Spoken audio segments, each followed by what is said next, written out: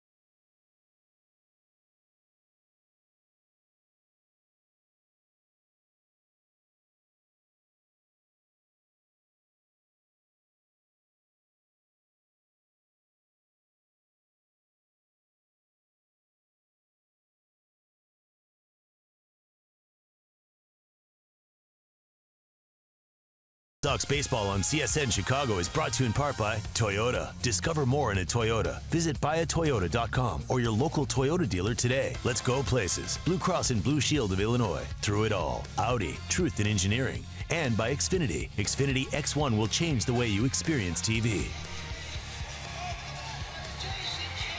Welcome back to the O.co Coliseum in Oakland, California. It's another beautiful day. Not quite as warm as yesterday, but still very nice by Oakland standards, and the Sox will try to win 3 of 4 from the Oakland Athletics. Kendall Graveman stands in the way. Matt Latos getting his first start of the year, so for him this is going to be exciting. Brand new ball club getting a start in this, the 4th game of the season, and hopefully he can get the ball over the plate and do what he's done sometimes in the past, and that is pretty much overpowered the opposition. We'll see if the control is with him today.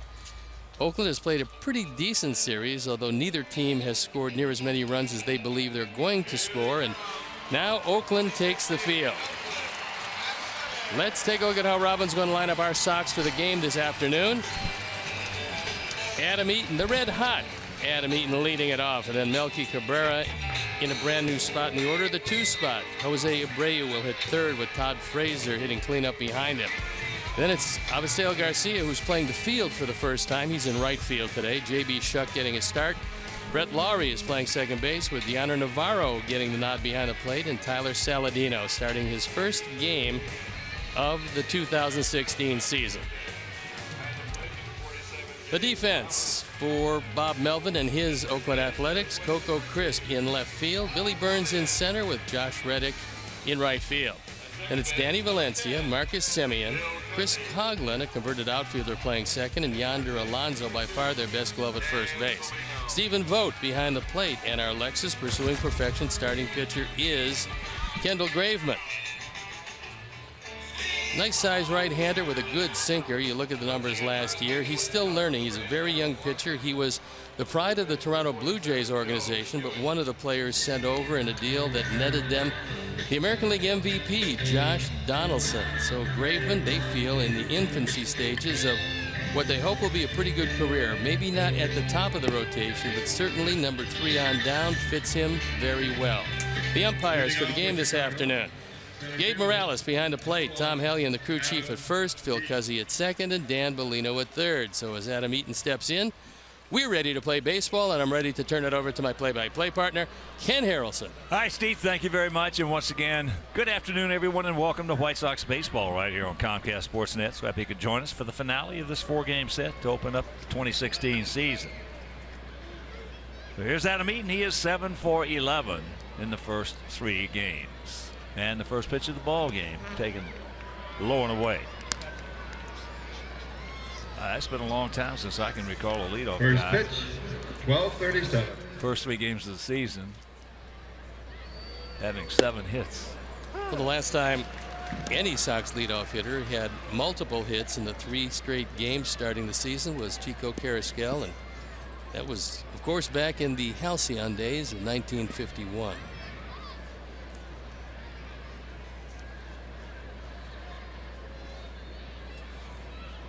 And the 1-1 pitch.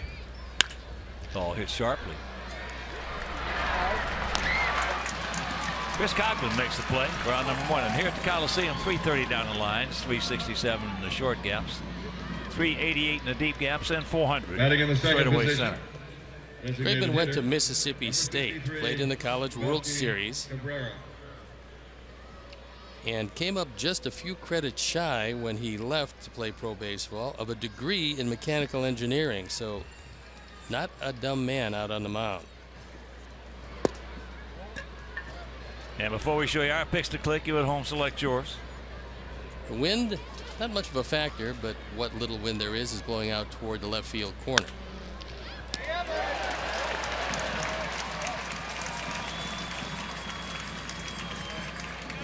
All right, with 2 out, let's check out our picks to click.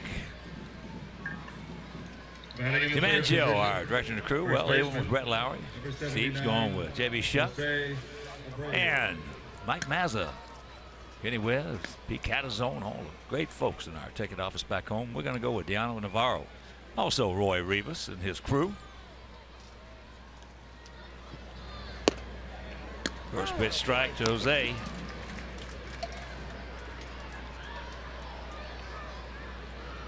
Two hitters up, 2 guys hit the ball hard. Sinker ballers are very vulnerable in the first couple of innings because they don't have great sink yet.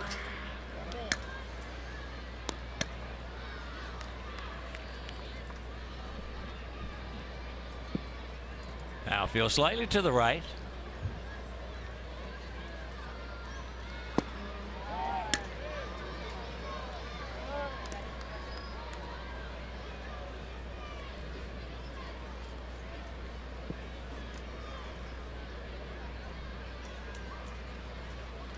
3 good games. Well pitched in the first 3. Chris Sale getting the win in game 1. Quintana pitching well once again. No decision in game 2. And Carlos Rodon last night.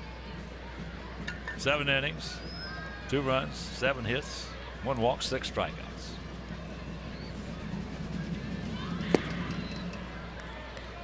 And that's the first time since 1972 that we have started the season with 3 one-run ball games.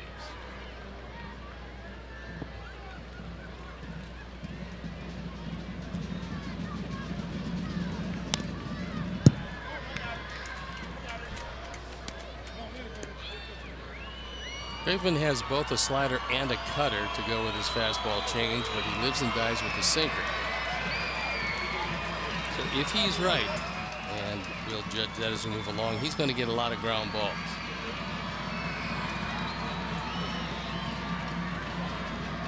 Payoff pitch. Tried to trick him right there on 3-2. Had him out in front. Chops it foul.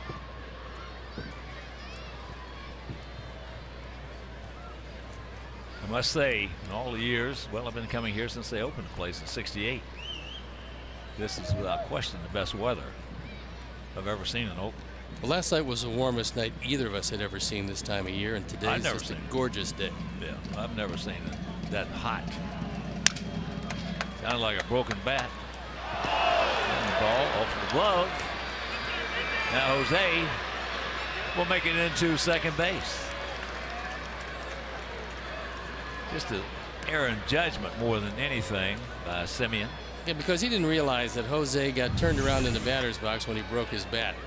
This ball way inside. He doesn't get a good start. He's not that fast. So if you reach in down the 4th position, and put your body in front of this, you're going to be able to at least smother it and probably get the out at first base. Especially bending over like that, because you got no angle with your eyes on the ball at all. So that will be an error. First error of the year for Marcus Semien, who had a good game defensively last night. And here's Todd. Make him pay. Jacks it up, takes the ball. Yeah, that's more of an error of omission rather than commission because of the thinking. 27 errors before the break. He got much better afterward.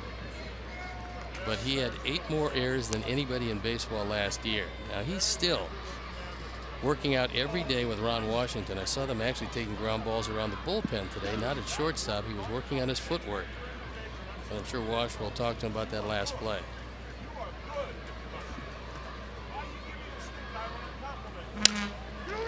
Jacks it up. Alonso will take it himself. So Graveman pitches over it. And after half inning of play, our guys nothing, and their guys coming to bat.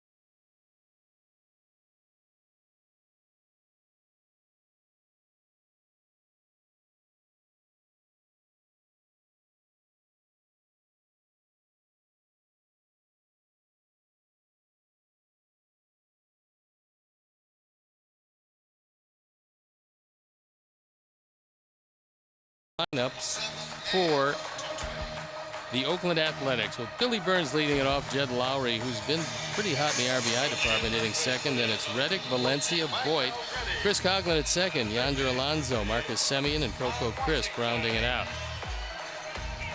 The defense and how they'll line up behind Matt Latos. It's Shuck, Eaton, and Garcia in the outfield, with Todd Frazier, Tyler Saladino, Brett Lawrie, and Jose Abreu in the infield. Deanna Navarro gets a nod behind the plate.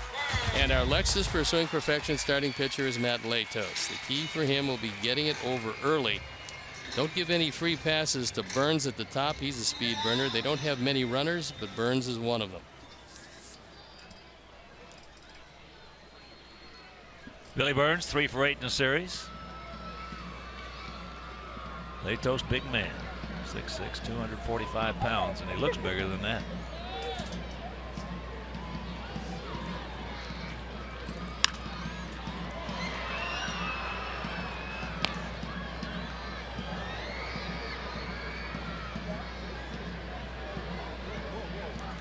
He's 28 years old, signed as a free agent back in early February.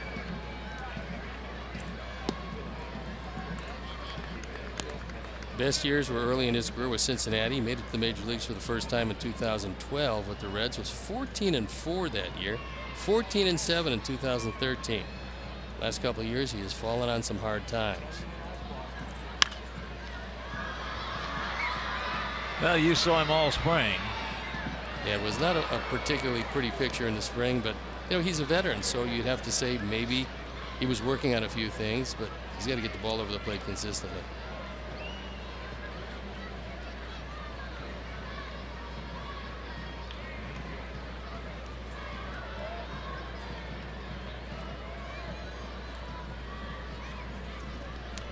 Here's the 1-2 pitch.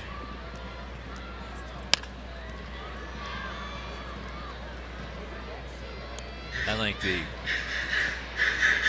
one of, not the, but one of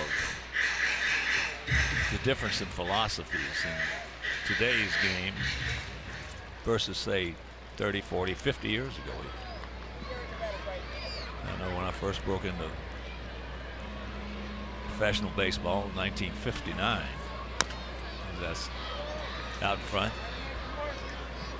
The only thing they told pitchers was first pitch strike, get right after them, first pitch strike. And most of the time, if you get beat in a hurry. Get it and throw it. Well, get it and throw it was one of the keys they used in Baltimore when I got there. It was the philosophy of Ray Miller, who was a good pitching coach. And Baltimore had some guys who could execute too. Well, he ran out to me. I was there. This was the second game I ever pitched for Baltimore, but I was a major league veteran. He ran out. I was wondering what he was doing out early. Nobody's on base. He said, "I got a message for you." I said, "From who?" He says, "From your infielders." I said, "What?" He said, "They're falling asleep. Throw the ball." Then he ran back to the dugout. So I got the message fairly early. Yeah, that was. I can remember screaming as a pitcher. I mean, absolutely screaming. Ball 1, ball 2, strike 1, 3-1. Taking 6 fouls and then you're still just, in the at bat. Screaming at him. Got him. 1 out. Tyler in for Jimmy Rollins. Rollins with that 9th inning home run in game 2. And both of these guys had great springs. I mean, there was a lot of production. 9 home runs out of the shortstop position. Saladino showed some big improvement defensively. Jimmy Rollins is very steady defensively. This is going to be a good system with Rollins getting the majority of the play, but Saladino playing a lot. Well, our fans are going to enjoy this ball club a lot more than they have the last 2 years, because this ball club can catch the baseball. They showed that all spring and early in this series. Last 2 years, those 2 ball clubs could not catch the baseball. And if you can't catch it, you're going to lose. And we lost. Lowry 3 for 11 with 5 RBIs. Pops him up. 2 down. That was a good pitch. He got that one seemingly in on the fists of Lowry, who's had a very good series, and he couldn't do anything with it. So for the first 2 hitters, Matt is getting it and throwing it where he wants to throw it.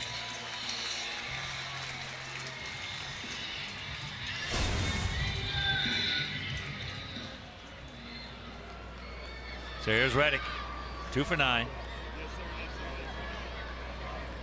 in the series, and he has faced Leto 7 times, has a couple of hits.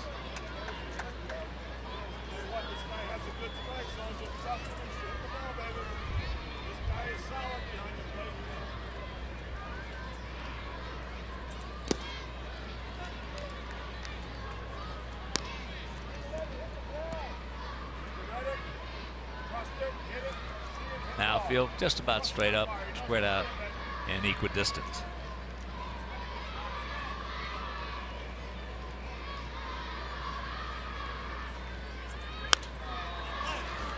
There he got a cookie and missed it. Josh Reddick has been somewhat of an overachiever in that he was drafted in the 17th round by Boston back in 2006. So here you see, despite all the foul territory, that one not playable. A rolling curveball. Shift is on. Backhand, plant the peg. Now we'll see if that one goes to base hit or E5, as Frazier had to backhand it. The throw was up the line. Jose could not put the swipe tag on, and the inning stays alive. Batting in the 4th position, third baseman, number 26, Danny Valencia. E5. Goes E5.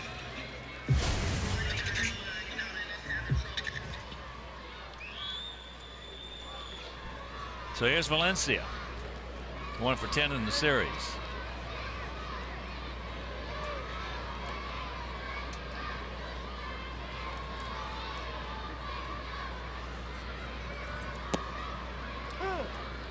First pitch strike.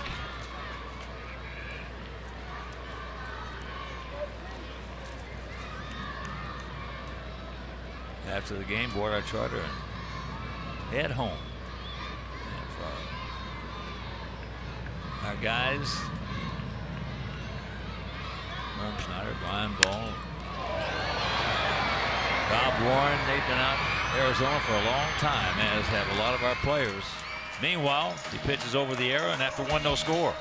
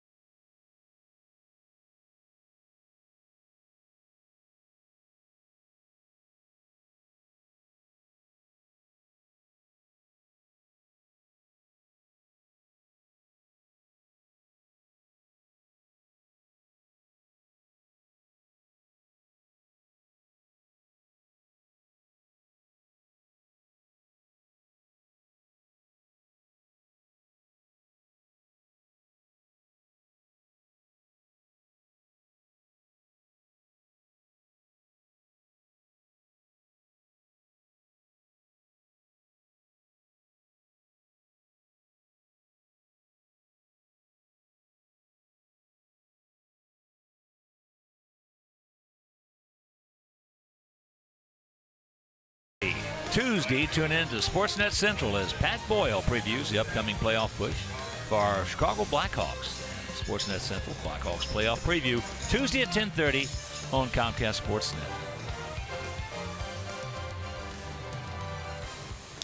Garcia, Shuck,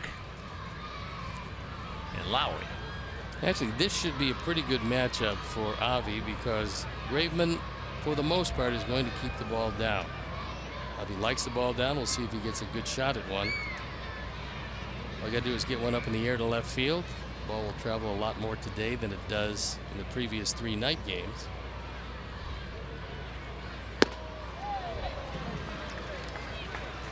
Didn't go with the sinker there. Went with a 4-seam fastball and threw it by him upstairs. Now he 1 for 11 in the series. It's deep into center field. Now makes the adjustment right in front of the fence. Now he gave it a long run. Burns was able to make the play. He doesn't get the best routes on fly balls these days, but he's fast enough to make up for some of the mistakes. Coco Crisp, a much better center fielder as far as routes is concerned, but then again, he's an older player, much more experience.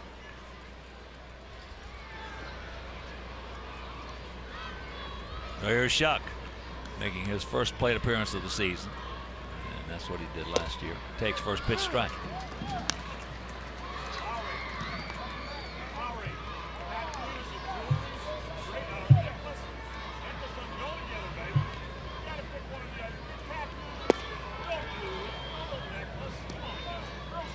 Yeah, for a lot of guys on our ball club, it's been a long time since they've been home.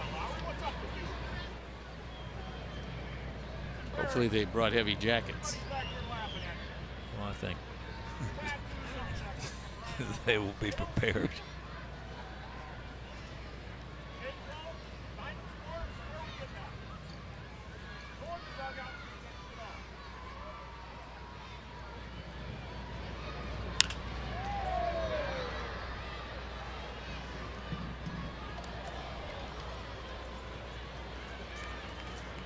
JB was just a good, solid player last year.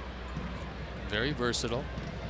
Robin asked a lot of things of him. Come off the bench late, hit their best setup men and closers out of the pen, steal a base when need be, and he can play every defensive outfield position.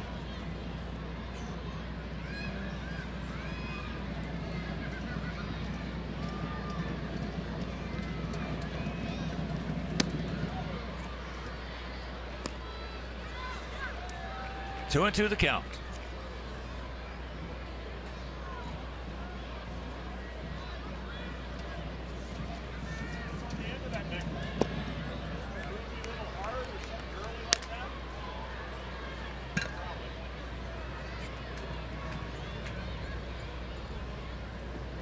Former Oakland player Fred Lowry in the on-deck circle.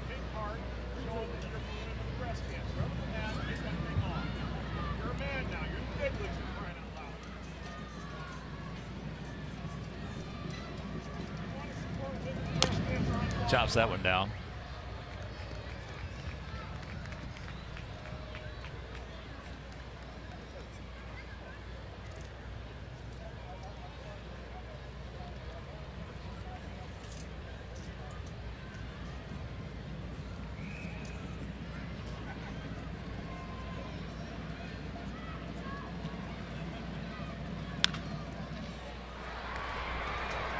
Coughlin going to take care of it.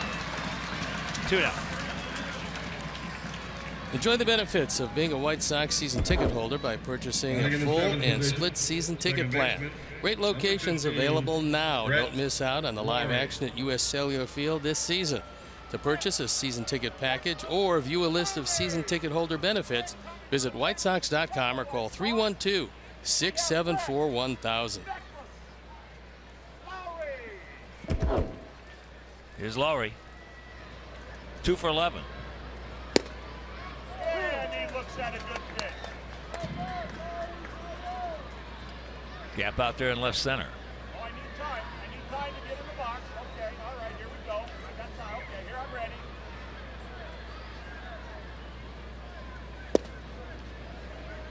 I would have run that one on you, baby, just because you wear that necklace. Graveman grew up a big fan of John Smoltz. He would love to be able to have Smoltz's control with his slider.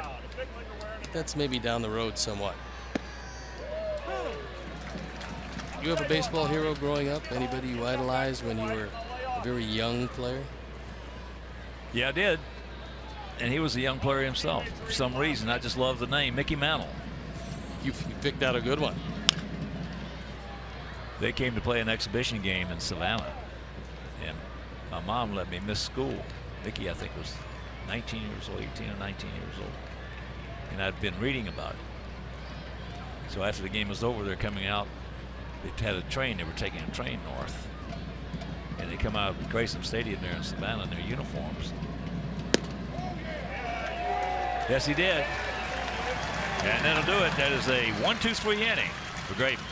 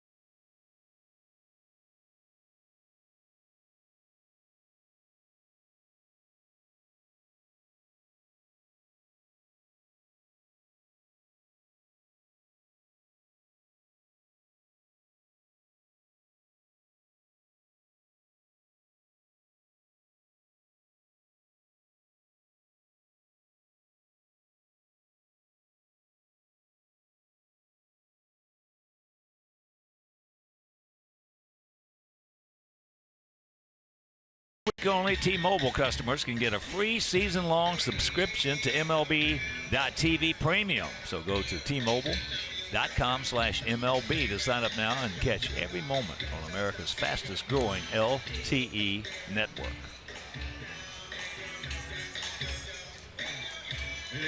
Vogt, Coghlan, and Alonso.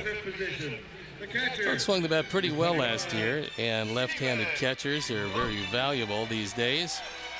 He had 18 home runs, and they're looking for more of the same this year out of him. The left-hander hitting in the middle of that lineup.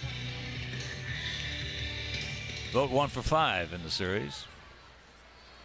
To finish off, my favorite player coming up, Mickey Mantle. They came out of the stadium in their uniforms, get on the buses to go to the train, and I went up to him and I said, Mickey, can I have your autograph? He looks at me and says, beat it, kid. Broke my heart. So much for the idolization. A few years later, when I got to the big leagues and got to know Mickey, we were playing golf, I wore him out about that. He said, no, I didn't do that. I said, yes, you did.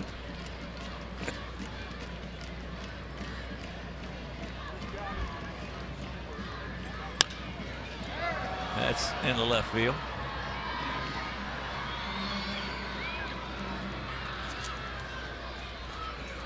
Sox fans, opening days tomorrow at 3:10 versus the Indians. All fans 21 and over will receive a 2016 White Sox magnetic schedule presented by Miller Lite, the original light Pilsner and official beer of your Chicago White Sox.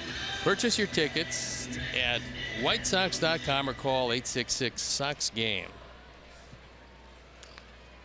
Chris Coghlan. Been to the plate twice in this series. He's 0 for 2. Last year, 16 homers. Really did a nice job for the Cubs. He had a big year and came through with some big hits for them. Oakland, I'm pretty sure, feels good about having him. He's going to play in a platoon system most all the time. And he's an outfielder by trade. But if you're not going to play every day, you best learn another position. In his case, he will play second base adequately. Well, Madden used him perfectly last year because of his versatility and also being a left-handed hitter who can hit you a home run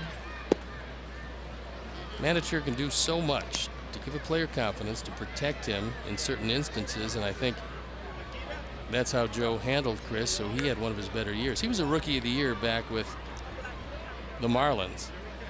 Well, I was on the MLB show prior to the game, and we were talking about that, and as I said then, Joe Madden doesn't know more baseball than Robin, or he doesn't know more baseball than a lot of the managers, but what he does have a knack for is handling people. That's what he does so well.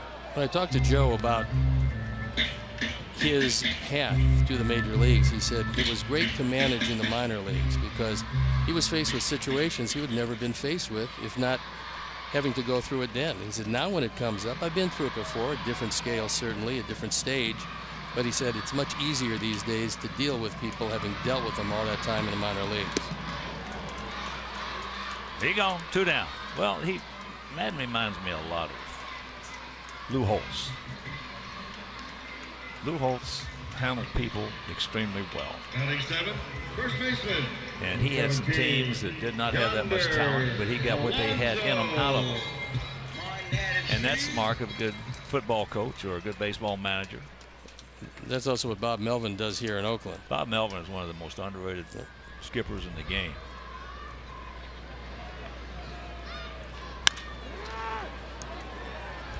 Matos. Another nice inning. And we'll go to the third, no score.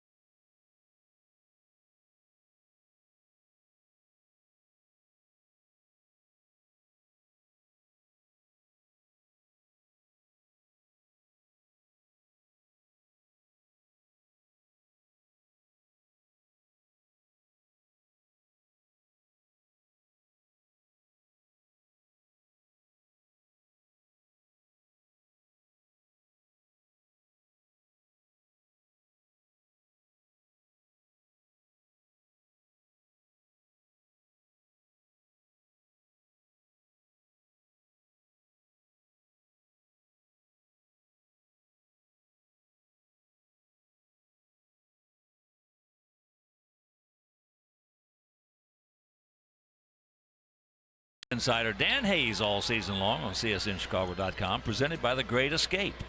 Pools, patio furniture, hot tubs, and more. Escape your everyday. Shop The Great Escape.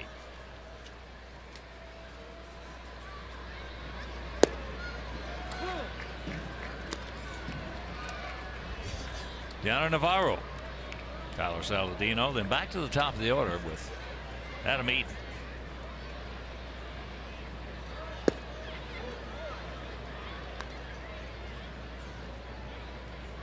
Yanner's been a very good hitter, giving you the versatility of being a switch hitter. He'll put the bat on the ball. That ball hit into left field. Coco got the jump, makes the catch. Out number 1. Graveman was acquired from Toronto with Brett Lawrie, Sean Nolan, and Franklin Barreto. Batting in the 9th position. Now, it's going to turn out to be a great trade for Toronto, but I think it could be a very good one for Oakland because Graveman looks like he's going to be around for a while. And the key to that deal, Franklin Barreto, a shortstop, is the #1 prospect of the Oakland Athletics. Tyler takes upstairs, ball 1.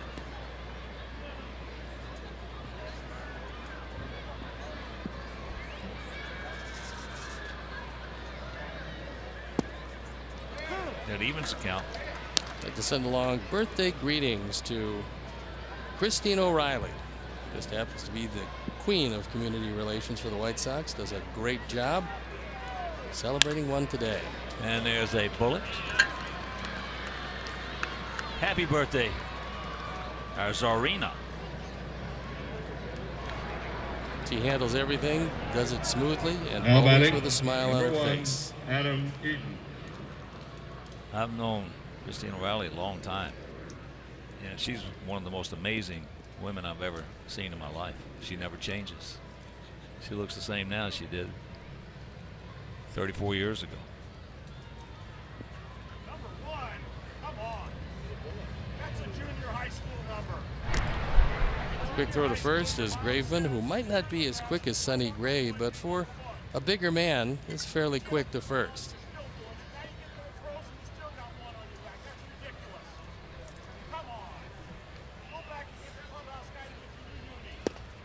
Takes a strike. Adam hit the ball sharply to Coghlan at second base to lead off the ball game. By way of comparison, Vogt has a decent arm, not quite as good as Fegley, so perhaps Robin will try to break out some semblance of the running game today.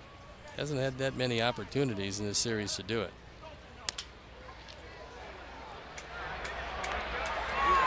Can't get him at first.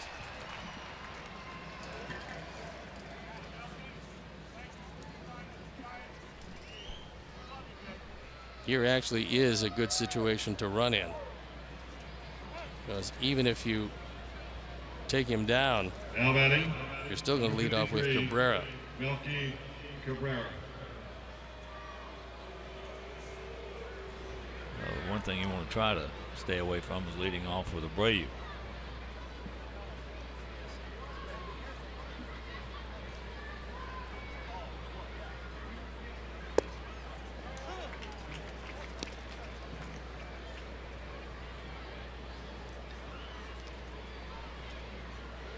Well, 1 to count.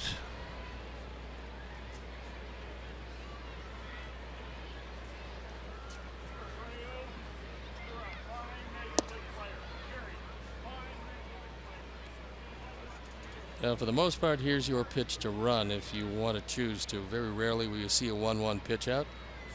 Vogt looking over to see if Bob Melvin would like one of those. Melvin, a former catcher, but this is going to be away from Melky.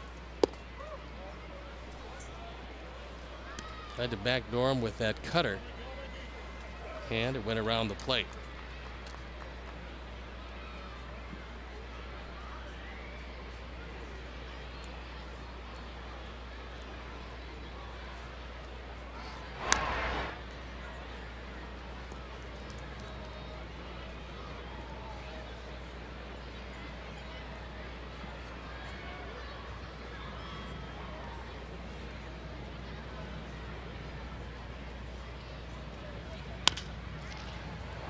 That will get through. So Melky now 1 for 2.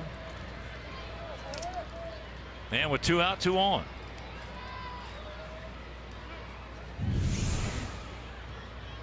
This one barely eludes Coghlan at second base. Jose Abreu. Adam has to hold up and gives Jose a chance for the first scoring of the day.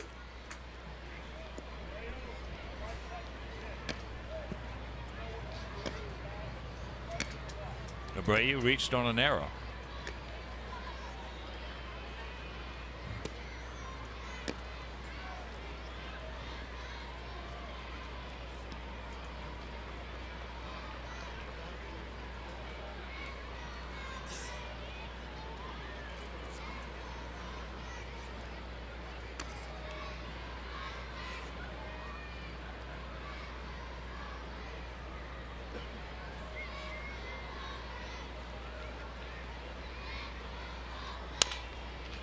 Out and around it.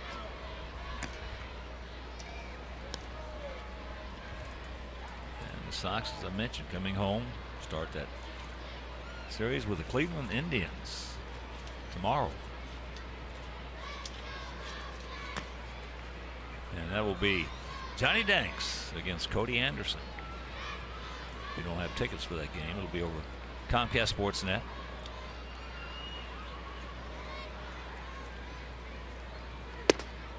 Game 2 will have Chris Sale against Josh Tomlin. And the finale of that 3-game set with the Tribe was A. Quintana against Corey Kluber. Tribe is playing today, weather permitting. They're entertaining the Boston Red Sox.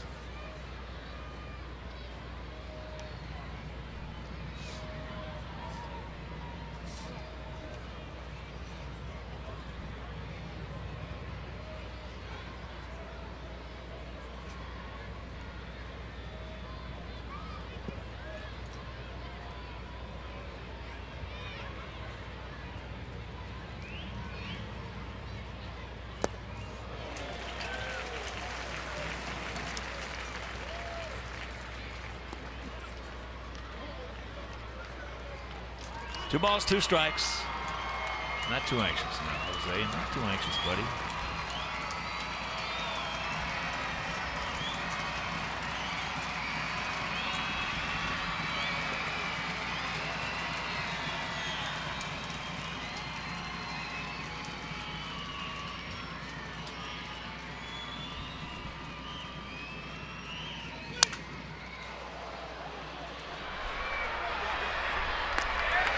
He pitches out of it. After 2.5, still scoreless.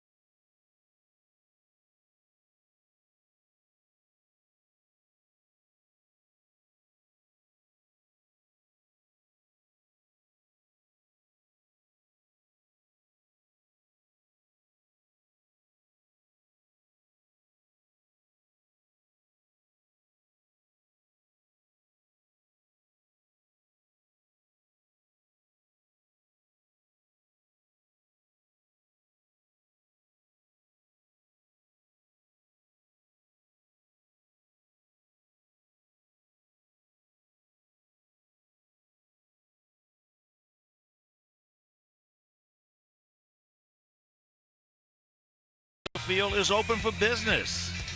Adam Eaton and our Sox open up their home slate with a matchup against Cleveland.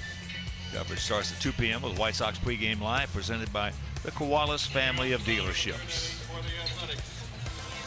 Batting in the 8th position, shortstop, number 10, Marcus Semien will lead it off here in their half of the 3rd inning. He'll be followed by Coco Crisp, then back to the top of the order with Billy Burns. No runs, 2 hits, 1 error for us. No runs, no hits, and 1 error for them.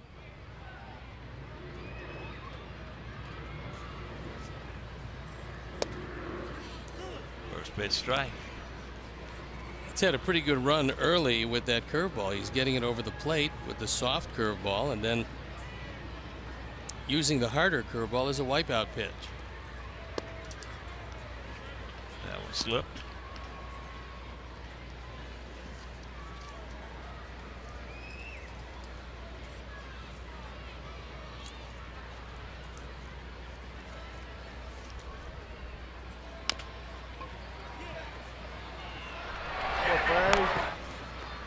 Bare hands it, makes the play, 1 down. That ball took a strange hop on him, and He didn't want it barehanded, but as long as he was there, and this one took an abrupt left turn, he figured easiest way to do it. Strange hop off the grass, but able to make the play with plenty of time.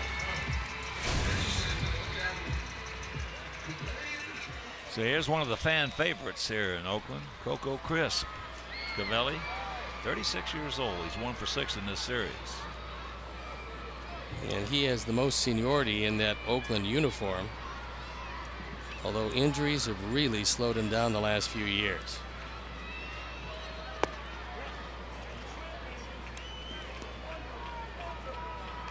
Good idea, but he pulled out a little too soon, and no contact.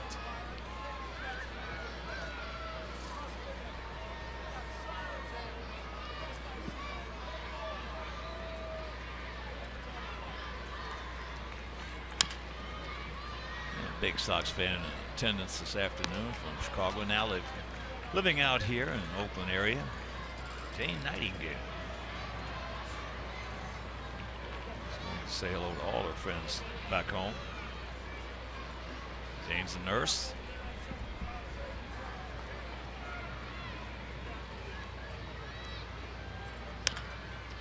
That's tough foul.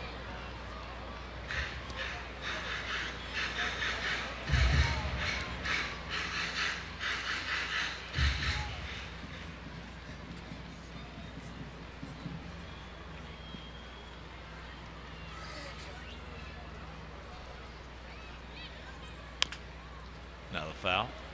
I guess that's very apropos.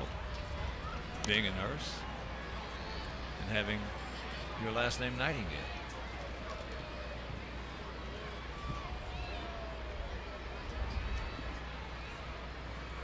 Any relation to Florence? Any relation to Florence? I don't think so. She's a huge, huge White Sox fan.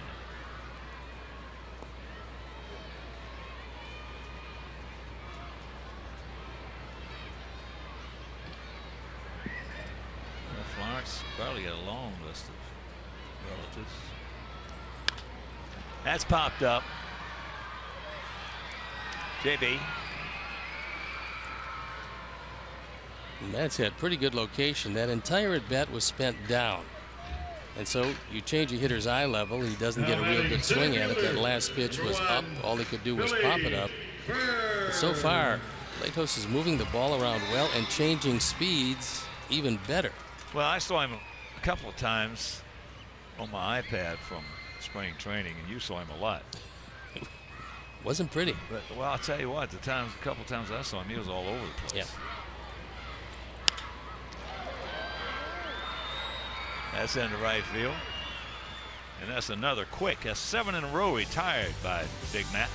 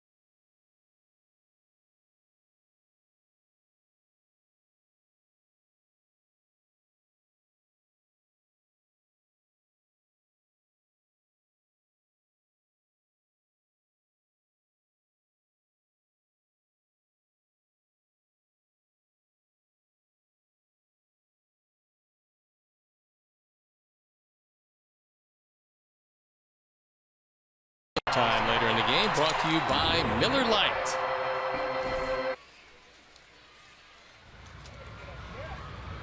Todd Frazier, 0 for 1, grounded out to first base. Now we'll see if the second time through will be a little easier against Kendall Graveman, who was very tough the first time through. Ate him up inside right there.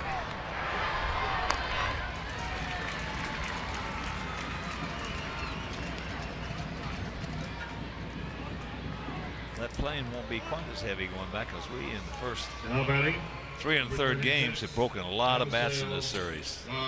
A lot of these Oakland pitchers loving to throw inside, and Graveman is one of those guys. He's got good movement. Not only sinks, but it moves into the right-hand hitters. That means the left side of the infield is going to have to be a little sharper than it's been. Last year they led the major leagues in errors. This spring they led the major leagues in errors.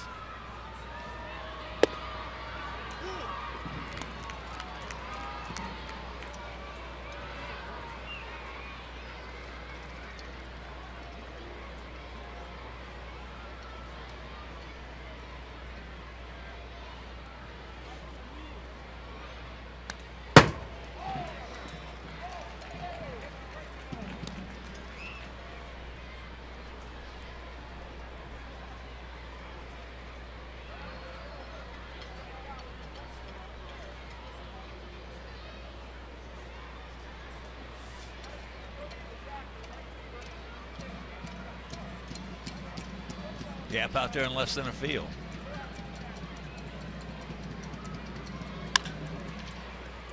That ball off of Valencia. It's probably going to be E5. We're just talking about the quality of defense on the left side when you've got a lot of pitchers throw inside to the right-hand hitters, and there was a play that Valencia probably should have made but didn't, and we'll have to wait.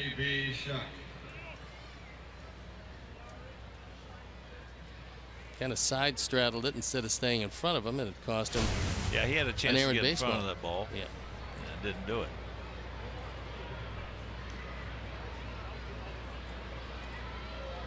So here's Shuck. He grounded out to Coughlin.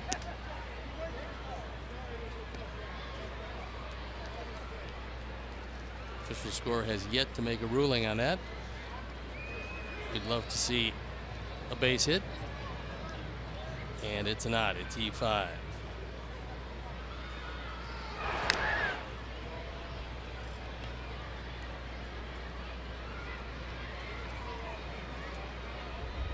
Most right-handed hitters do not like the ball from a right-handed pitcher coming in.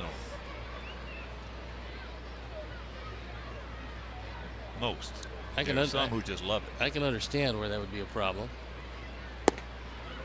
When Abreu is hitting well, he takes that inside pitch and hits it to right field with just about the best in this league or any other league. But more times than not, a guy's going to get jammed trying to get the head of the bat out instead of, and you talk it with, leading with your hands. And hitting with short arms. That's something that's not talked about nearly enough. Show me a guy, especially a strong guy, who can hit with short arms. And I'll show you a very, very dangerous hitter.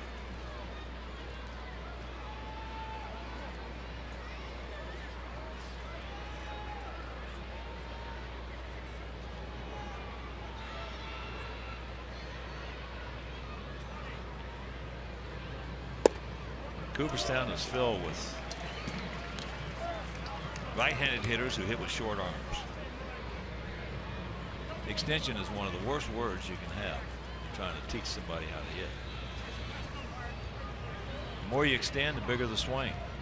The shorter the arms you hit with, the shorter the swing. Graveman with those quick feet.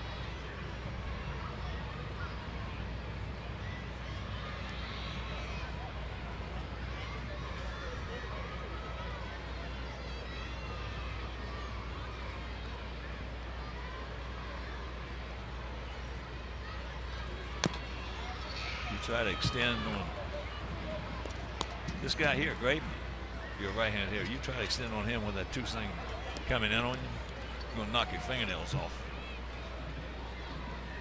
Well, that's his side of preference. If he's going with the fastball, he would rather throw it into right-handers, away to left-handers. That's called arm side strong, where most of the pitchers feel most comfortable. You know, we talk about moving around in the box.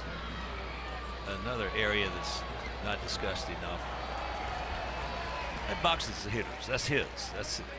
He can go anywhere in that box he wants to go. He can move up in the box. He can move back in the box. He can move on top of the plate. He can move off the plate. He can, in essence, create his own strike zone.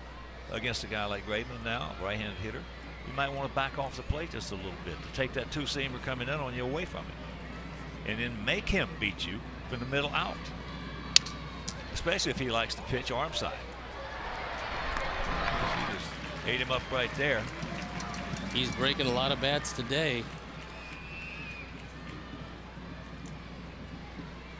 Now batting, number 15, Brett.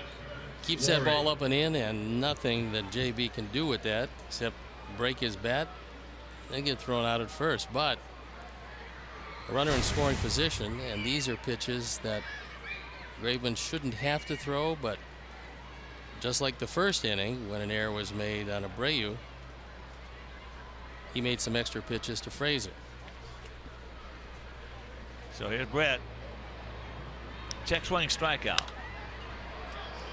High pop up, and that's going to be on top of the dugout. But the great Ted Williams always said that. Ted says some days you're going to go to that plate, and that guy 60 feet 6 inches that you're facing out there is going to be better than you. And after your first or second at bat, if you see that, then you better make some adjustments up there. And if you can't, you're going to go 0 for 4. But at least make some adjustment to where you can be dangerous in your third and fourth at bat. Guys just moved around a whole lot more in yesteryear than they do today. No question. They're planted in the same spot and they don't move. Well, that was one of the keys when my first 5 years, when I was just dumbest hitter you ever want to see. And talking with Ted and Joe Cronin, the president of the American League at the time, he called me in his office and said, hey, you got to start moving around in that box. You stand in the same place against a hard throwing right-hander as you do a soft tossing left-hander. He said it doesn't even make sense. Well, these days, if you get a guy that has a preference for one side, where you know that he would just as soon go there, you might as well move back off the plate so he can't jam you. Exactly. You going? Why would you stand in the same place? All the guy with a good two-seamer, you'll wear your knuckles out as he gets Laurie again. We go to the bottom of the fourth, still no score.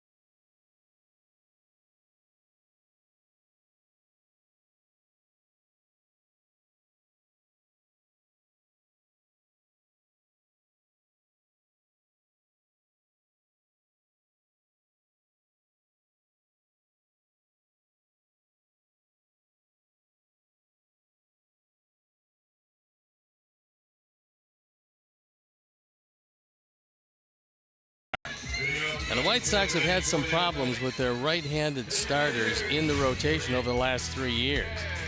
See, in 2013, 5 under with an ERA of close to 5. In 14, 12 under with an ERA up over 5, and last year 7 under with an ERA very close to 5. So if they can figure it out with at least one right-handed starter for the moment, things would look a whole lot better in that rotation. And Latos so far is moving the ball around, showing much better control than he showed all spring.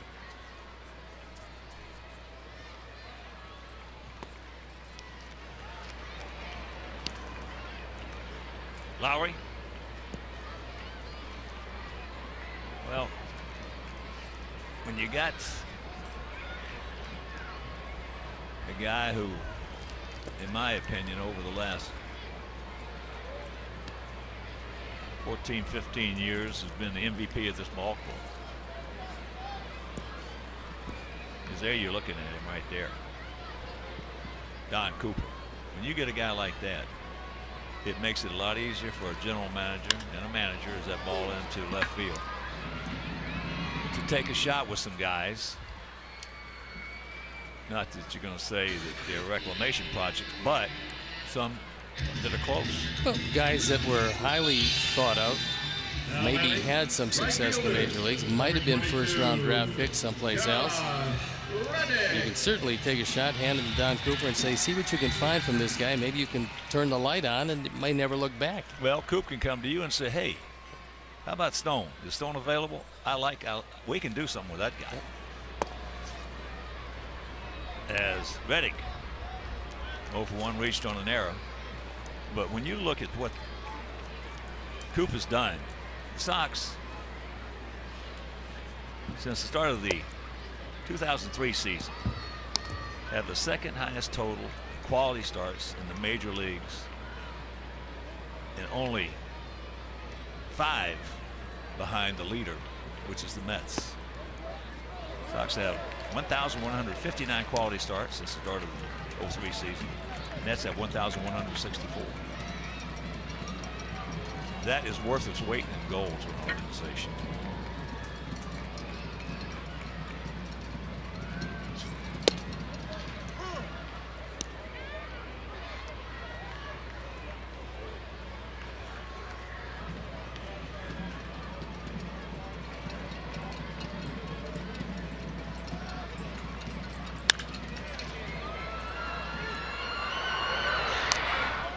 Two down. A White Sox group outing is the perfect way to entertain clients, promote teamwork, and boost morale. Your group can enjoy special reserve benefits when they reserve 20 or more seats. The larger your group, the larger your discount. So to purchase, visit whitesox.com/group. Well, when you have a team that had last year, when you had a team that was as bad as we were, and you had 98 quality starts, something's wrong with that picture. Well, especially when you consider a lot of pressure put on the pitchers by errors made. The errors really added up. Consequently, more pitches for the pitcher. Consequently, they usually leave earlier than they normally would. But the staff last year was not the problem. Well, you just touched on a point that's very, very seldom ever injected into a conversation in context with what we're talking about. Errors today are more magnified than they've ever been because of the pitch counts. And for them to have 98 quality starts with the poorest defense that we had the last couple of years, come on. Well, if you leave 2 innings earlier than you're supposed to leave because of the pitch count, that puts a lot of pressure on your bullpen, and over the course of a few months, it's going to wear them down. Watch out. Okay. That is 10 in a row retired by Latos.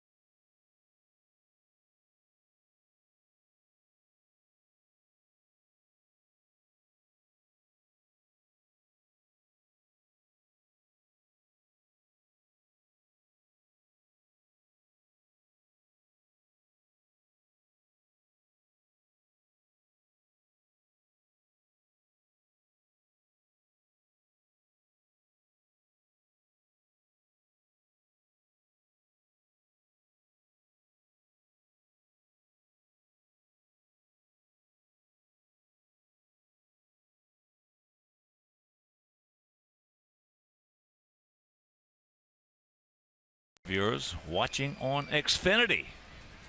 Xfinity, yes.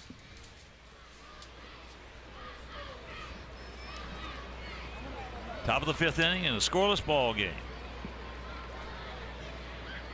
Here's Deanna Navarro. Went out to left field.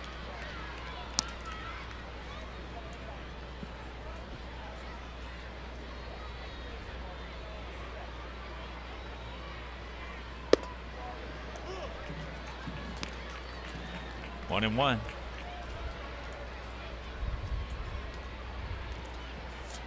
Someone is tossing in the Oakland bullpen, despite the fact that Graveman is rolling right along.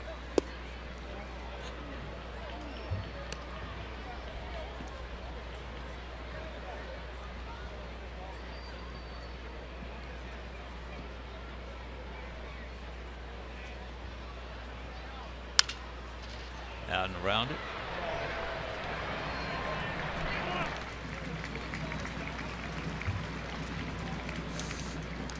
Sox fans celebrate a special birthday, anniversary, or even a business function in a Diamond Suite at a White Sox game. Diamond Suites can accommodate groups from 10 to 100. Single game packages include a great food menu, beverages, and parking. To purchase, visit whitesox.com/group.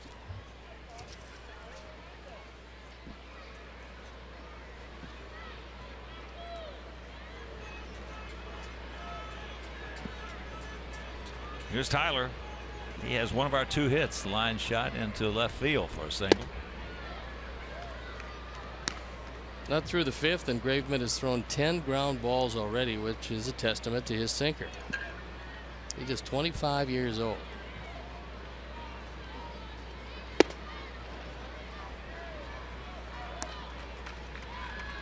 Well, you got to like what you've seen. The first time I've ever seen it.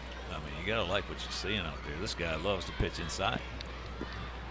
Yes, he does. That old saying, you know, show me a guy that can't pitch inside and I'll show you a loser. Well, he's going to make sure that these guys are able to get their hands out, because he's going to test them consistently. That's the movement of his fastball. That's where he feels most comfortable.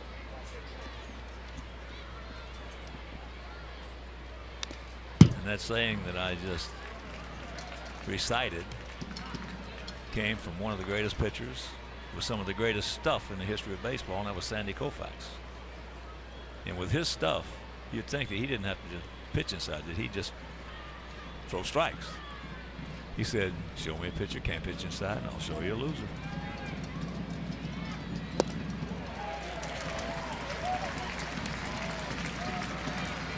That fastball in the inside corner, he threw it right by him, so Saladino, who had a base hit in the 3rd, goes down on strikes. Well, that's the worst feeling that a hitter can have, is go to the plate and have to worry about something inside. That's the worst feeling he can have. So if that, the best feeling is when he can go to the plate, not have to worry about anything inside and look for the ball out there. Now, if that's the best feeling, you got to take it away from him if you're a pitcher. Well, knowing that very few guys have good enough stuff to get you out in the strike zone, you have to figure they're going to try to get ahead and then nibble with the rest of their pitches, because to get guys out in the strike zone, you have to be overwhelming. Steve, you just hit it right on the head, buddy. Right on the head. Yeah, if you got a guy out there 60 feet away who can get guys in by throwing strikes, get them out, you got yourself a stud. Oh, yeah, he's your number 1 or very high 2 in your rotation. Yep.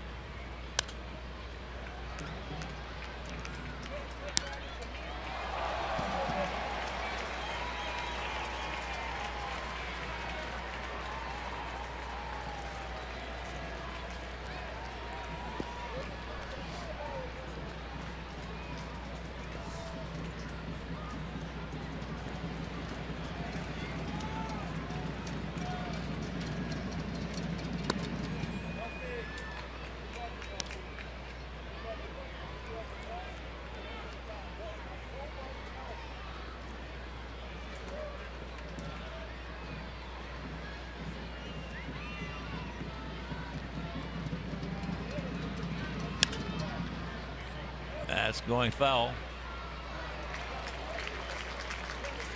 7 hits the first 3 games, and you see 2 other White Sox with 9 in the first 3 games for Darren Jackson. 9 hits. That was a good start to that '99 season. And Robin, 1998, 7. Well, I've seen all of those, but in '99. Now, as he gets in, we'll continue with that when we return. We're halfway home, still no score.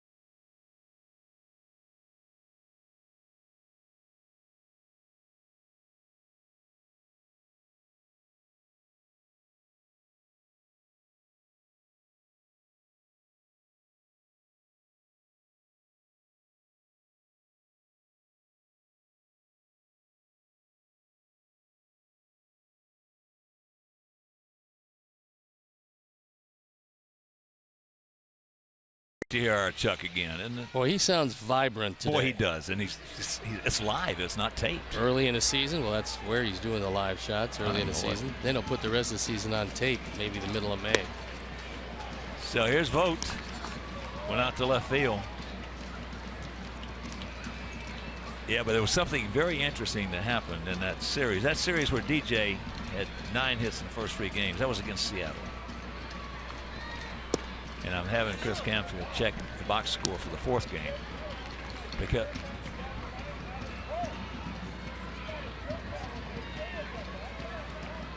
and the thing about it was unique. He had 9 hits in the first 3 games. Then we play Kansas City, and he's not in the lineup. Well, they wanted to make sure that the bat was going to stay high. I could not believe it. Nobody on the club could believe it. He every time he swung the bat, he's hitting a bullet someplace. 9 hits in 3 games, and they take him out of the lineup. Now, that's real good. Yeah.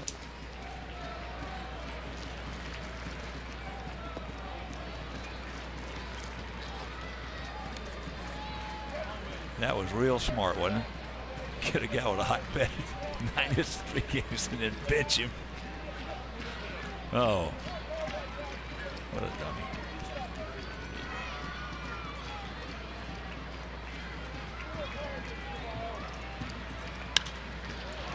That's into left field. JB backpedaling now.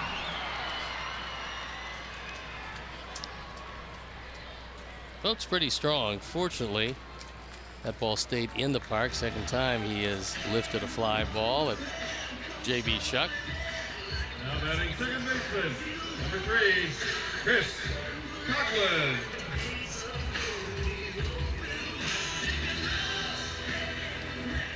I remember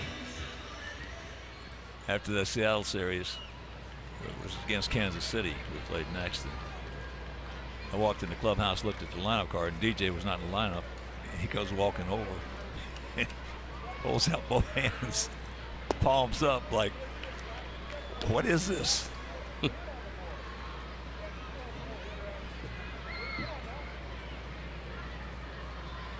No signs of a bunt from Coughlin, but occasionally he will do that.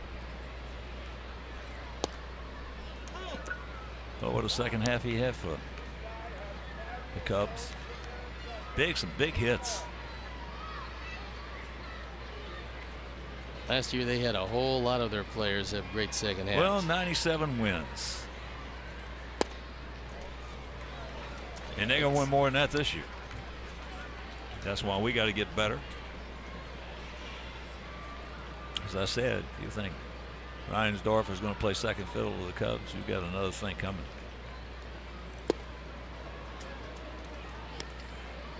Nine different Cubs last year had double figures in home runs. Chris Coughlin, one of them. Dexter Fowler had his career year. They got him back. So a lot of thunder in that lineup. And this year they believe that the pitching staff is going to be pretty tough.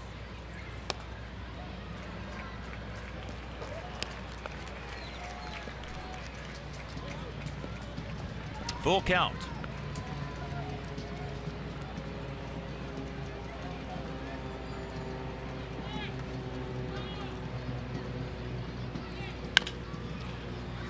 Yanks that one foul.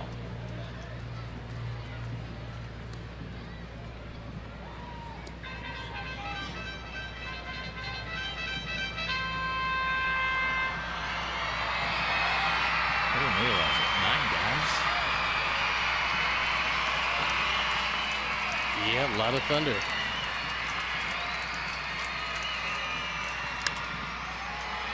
That's high into left field. JB's giving. He's got room. Lost it. Fortunately, that one drifted into foul territory, but the wind is really difficult here. Talking with a lot of the A's players, they say that it's not uncommon for the flags to be blowing in different directions. As that ball settled back, JB never saw it. Well, we don't have the high sky today because of the clouds up there. But when there is no clouds and you get a high sky, this is the toughest outfield in the day to play in the American League. When we started this game, the flags in left field were blowing toward the left field corner. The flags in right field were blowing toward the right field corner, which seemingly is contradictory.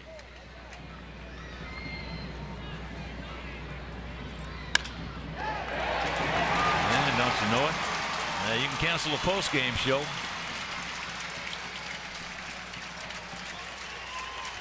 Coughlin gets a second chance because of the blown fly ball.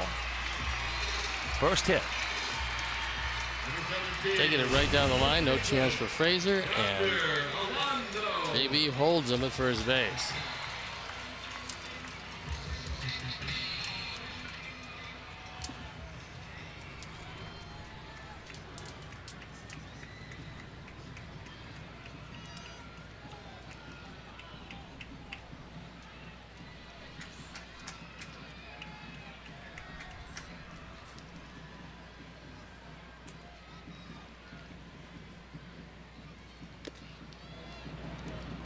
Yonder can't get it.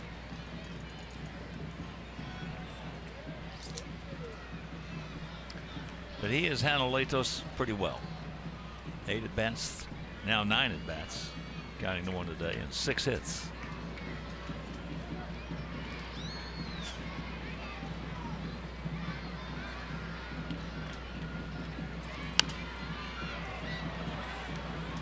A little upset with himself right there, even though he's not a bad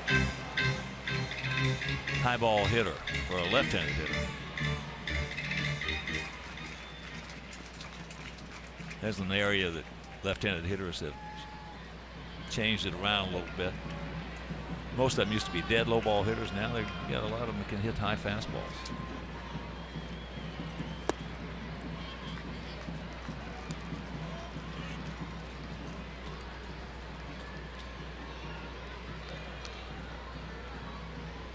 Those Angels a few years ago had some good left-handed hitters. Garrett Anderson, Darren Erstad. Erstad could jump all over a high fastball.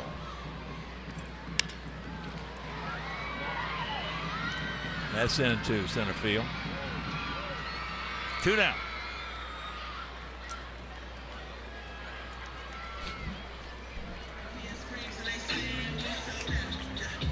Now batting shortstop. So here's Marcus. Marcus Semien. He's 0 for 1, grounded down to Frazier.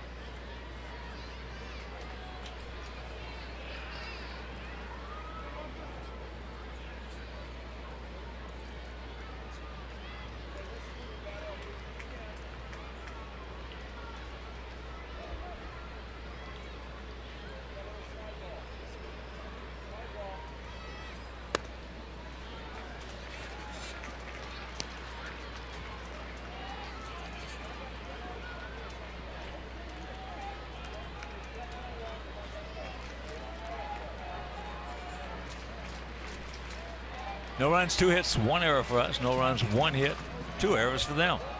If you're just tuning in.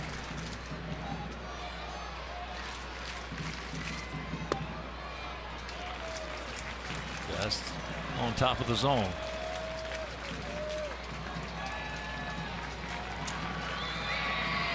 If this is the first game in this series that you're seeing, we have had up to now just a terrific umpired series.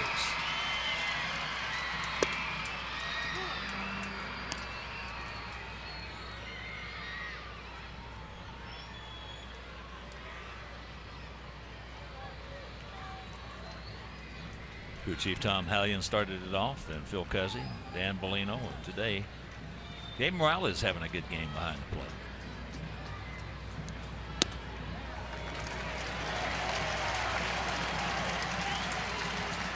First walk.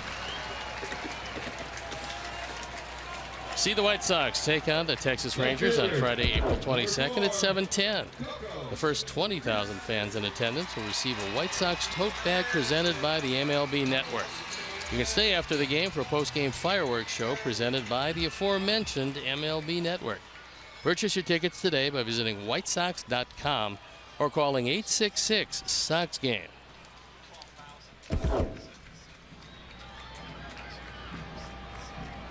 Here's Crisp. He popped up to left.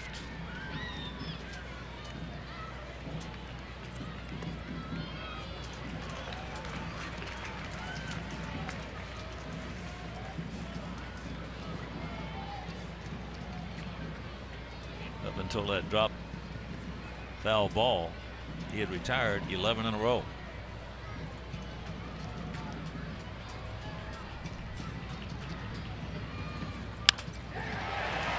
Attaboy. And they get him.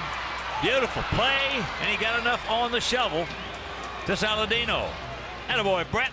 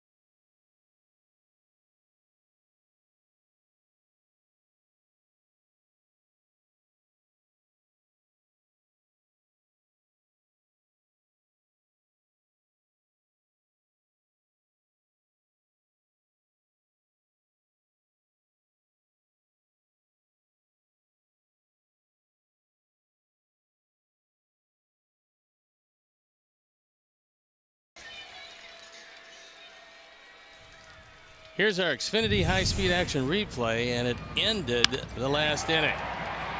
Great stop, Brett Lowry on the shovel flip, and it's out of the inning with no damage in this 0-0 game. Fine defense.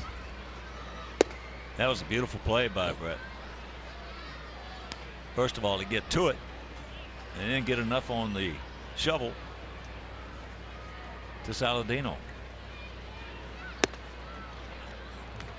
Melky, 1 for 2.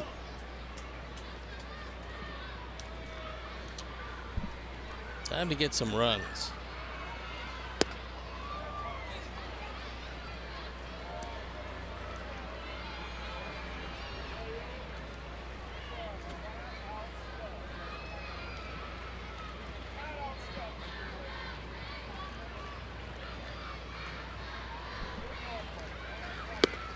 Attaboy.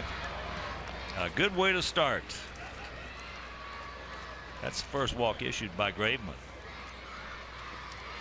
Both pitchers now have just the one walk. This one leading off an inning can turn into something particularly damaging for Graveman. So here's Jose. He's 0 for 2. Reached on an arrow and a ground out.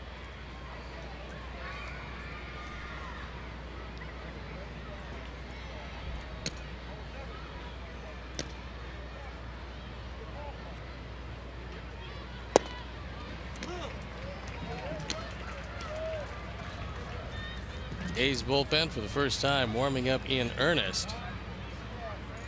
Kendall Graveman, who was ill with the same problem that Sonny Gray had, will be at the 80 pitch mark after this one.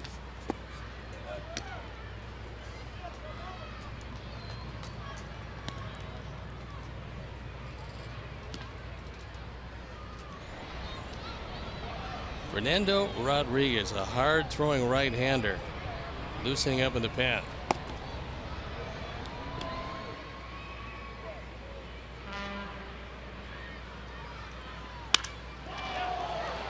That's deep in the right field. He looks up and you can put it on the board. Yes, just over the scoreboard, and it's a 2-0 Sox lead. It appeared he tried to get that ball in on Jose, but he got too much of the plate. The first home run, the first 2 runs driven in, and the Sox have a lead. Our Ford home run replay. He wanted to throw that fastball inside, just didn't get it there, and after going inside exclusively the last at bat, this one cost him. Pulled the hands in a touch. Short arms. He got plenty. Well, you mentioned it earlier about how he could take that inside two-seamer from Graveman and hit it hard to right field. And that's exactly what he did. This time hit it real hard, so the walk is costly. And of course, with that home run by Abreu, the Alex Nellius, the man. Another great donation to White Sox charities in loving memory of Ursula. I think Alex saved some money last year, but I think it's going to be more than made up for this year. Yeah. Out and around that one. Boy, those leadoff walks will get you in a whole bunch of trouble.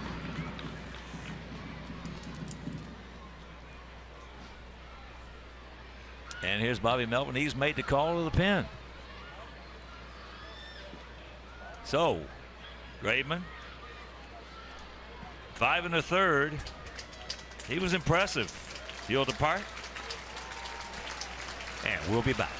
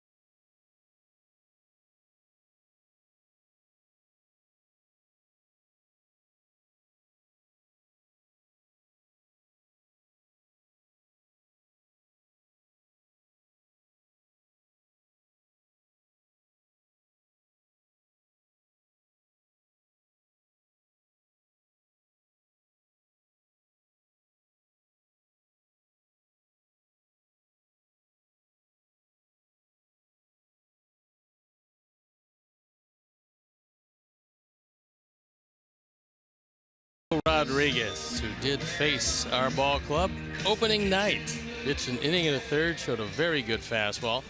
Been around a long time. Started in 2003 with the Angels minor league club for making the major leagues in 2009 with the Angels, then Houston, and now Oakland. Overpowering fastball occasionally. Seems to get hurt on his secondary pitches.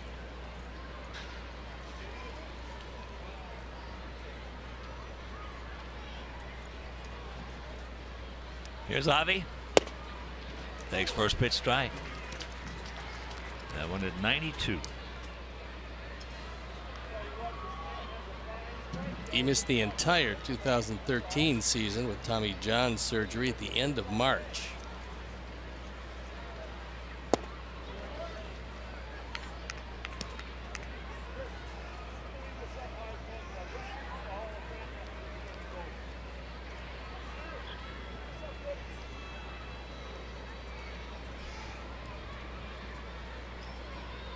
Now feels slightly to the right, gap out there in left center. As the kick. And the count 2-1.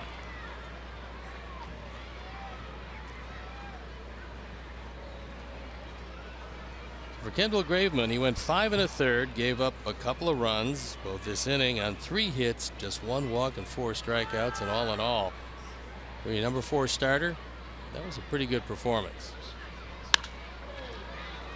Tried to get those hands in, didn't quite get there. And he's hided himself. 2 down.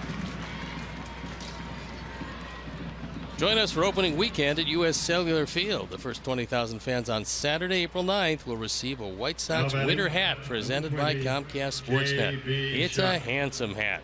Visit whitesox.com to purchase your tickets today. We're going to probably need those. Well, that hat looked good on Mike Spadali. How about Bobby Bertucci? You think he could pull off that look? Good call. I don't think I've ever seen him with a hat on. Have you? No. You kidding? The Bertucci boys. Bobby Bruno and Handsome Anthony. Yeah, they take very good care of us. Oh, Their boy. food is terrific. For years. Shuck twice has gone out to Chris Coughlin at second base.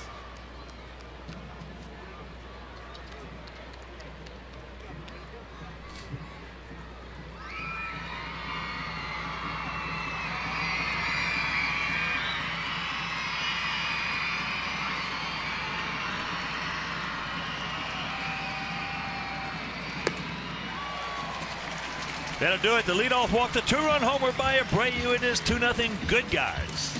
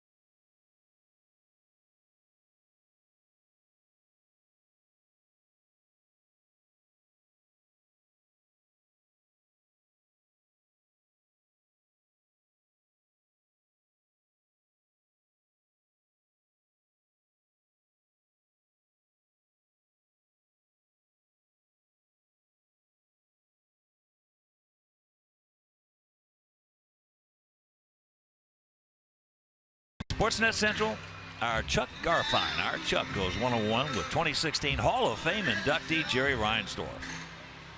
From his basketball Hall of Fame nod to Jerry Krause's impact to Michael Jordan and more, it's all on Sportsnet Central, presented by GMC, Sunday night at 10, right here on Comcast Sportsnet.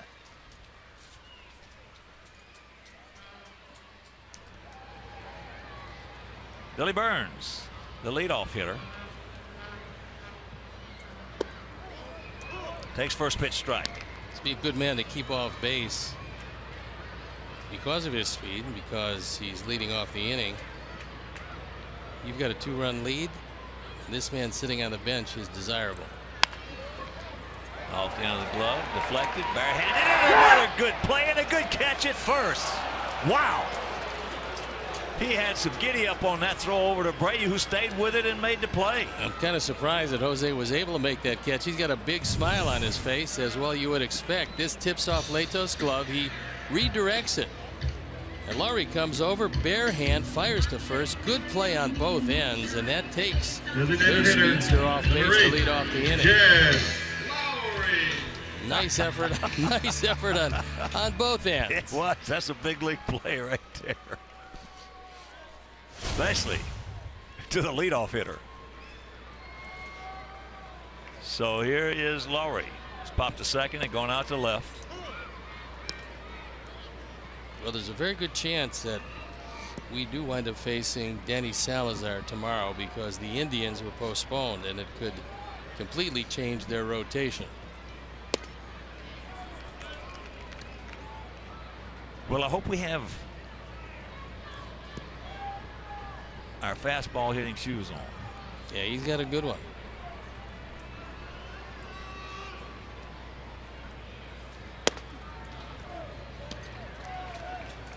Close, didn't get it.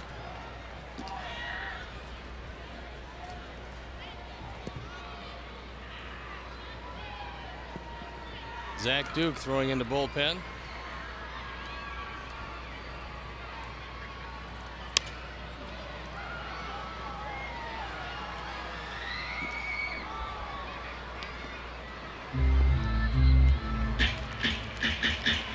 Zach was throwing last night in the pen, but didn't get into the action. He did appear in the first 2 games of the series. Well, if you're just joining us and this is the first game you've seen in this series, we won the opener 4-3, then we won game 2 5-4 with that home run by Jimmy Rollins in the top of the 9th inning of Sean Doolittle. And then we lost as Carlos Rodon. Last night was just awesome. And we lost that ball game 2-1. Yeah, that was a game where you had a few opportunities, not many. Sonny Gray was very good. It's a game that you just lost. You didn't beat yourself, and you know you played decent baseball. game, right? That's it. But that one didn't feel too bad. No, you never like to lose a close ball game, but down deep underneath that didn't bother the guys. No, just that's baseball. keep playing like that, and things will work out pretty well.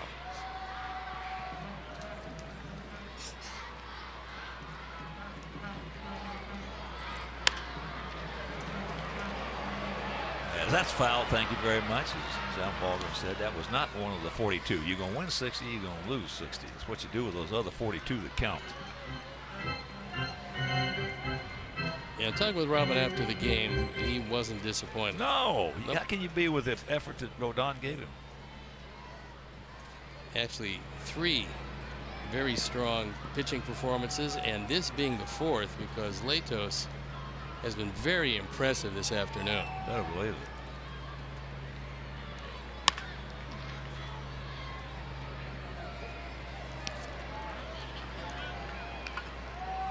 Don Cooper talking it over with Robin, talking about pitch counts certainly, and Letos didn't go that deep into too many games in the spring.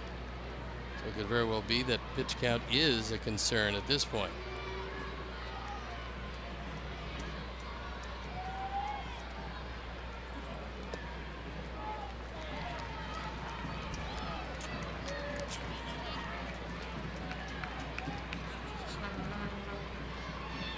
Pitch number 82 on the way.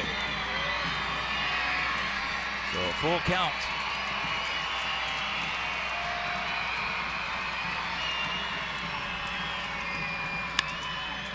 That ball hit high and deep in the right center field. Way back, and Avi goes into that Xfinity sign. Boy, he had a long way to go, and he got there. 2 down. Got a good break, measuring it all the way. Obviously didn't need the sunglasses because the sun is not in his eyes in that position. Adam Eaton playing center field for the first time, and I like what Robin did last night. He went up to him and he said to him that he would be playing center field today to get him ready for a guy who's been working extensively on the corners in the spring. So he let him know where he was going to be. Had the night to think about it. Reddick reached on an error and grounded to second.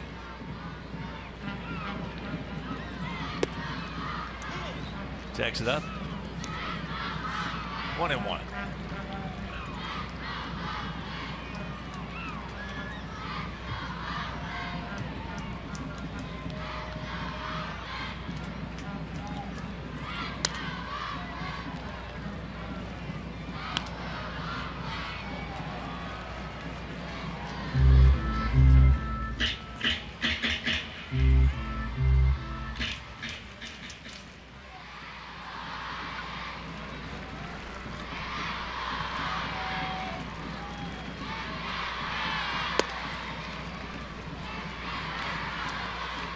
Pretty good idea of throwing that face-high fastball, but he couldn't get it close enough to make it enticing for Reddick.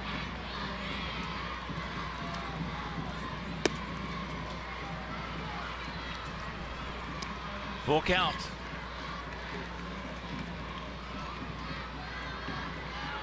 No walks.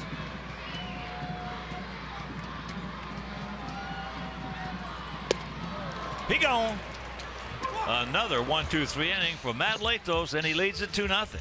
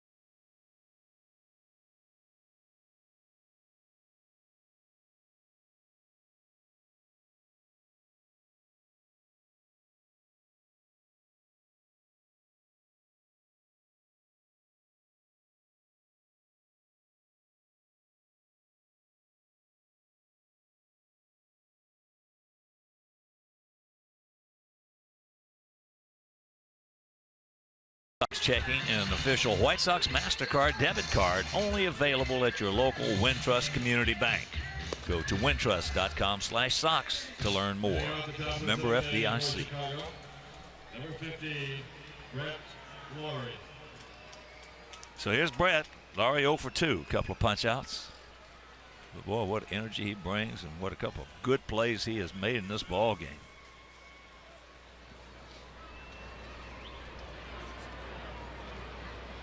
It's especially impressive for a guy who spent most of his time at third base, trying to make the conversion and making it pretty smoothly. Well, you heard me in the past when he was with Toronto and then last year with Oakland. I just love to watch this guy play. Boy, he just brings it to you every day, each and every day. No doubt a lot of intensity, a good addition to the ball club. The locker room just a completely different place these days. A little soft pop up.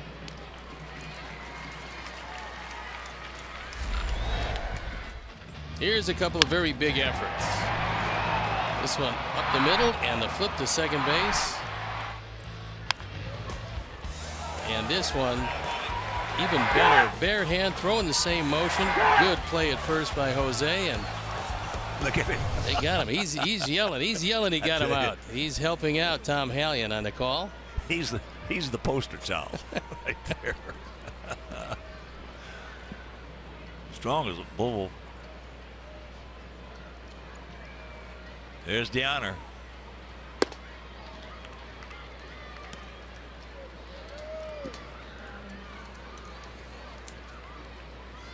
Very seldom, if you think about it, Stoney, you very seldom see guys that strong with that much energy. Well, you see a lot of little guys with that kind of energy. Energy and intensity are something he's always had. I mean, since the day he stepped into the major leagues, that has always been one of his trademarks. Well, our home cameraman, Pete D'Alonzo, former hockey player, that's what he's got, that kind of energy too, you know. I can tell the way he's been eating his salad between innings. Tremendous amount of intensity. But Brett's a hockey player playing baseball. Yeah. Pete, of course, a cameraman playing hockey. He's also wearing a knee brace. And he's got the bad knees to show for it.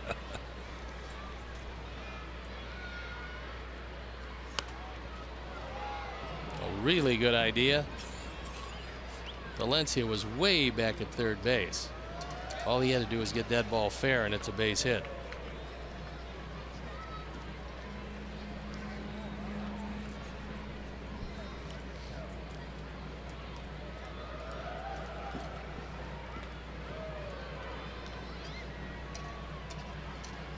Mark Zipchinski loosening up in the bullpen for Oakland.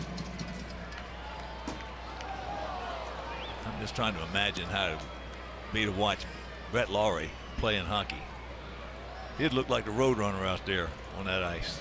I'm sure he spent a lot of time being a Canadian doing just that.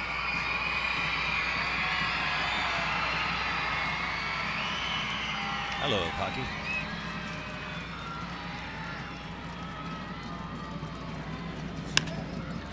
That's popped up left side. Could be trouble. Yep. Difficult play, and Danny Valencia gave it the good effort, but an over-the-shoulder catch and that long a run with as much foul territory as they have here turns into another life for the honor.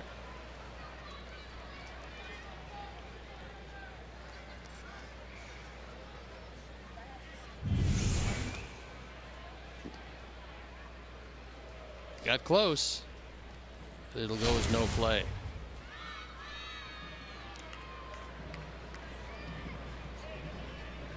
Two and two the count.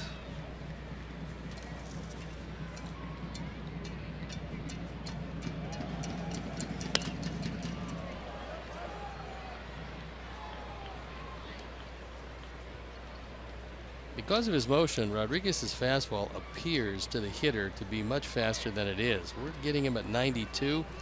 Like Sonny Gray yesterday, guys not reacting to the fastball well, and usually 92 is not an overwhelming fastball.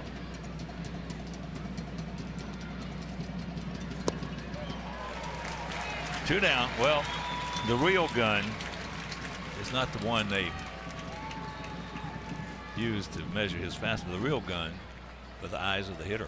I mean, Gray yesterday was 91 to 93 on the fastball, and yet the reaction of the hitters showed you that they just weren't picking it up quickly. Well, we used to, that was part of our, you know, when we faced a guy in my time zone, when we faced a guy that we hadn't seen before, and he would come back to the dugout, I'd walk over and say it was you. I'd say, Stoney, give me somebody. And he would say one of two things. He'd either give me a pitcher that we had faced before who was similar, or he would say, Hawk, he's 6 inches quicker than he looks. Yeah. Or Hawk, he's a foot quicker than he looks.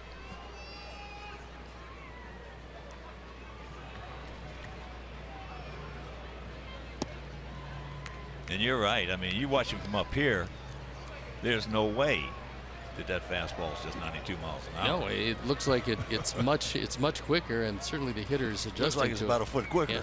Yeah.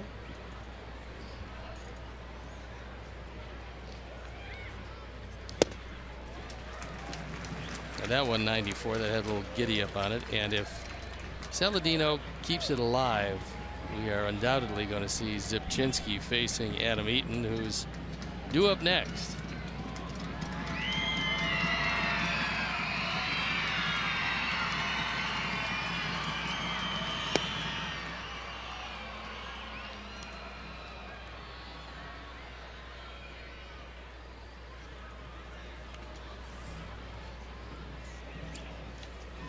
Two out, 2 balls, 2 strikes. 2-0 good guys.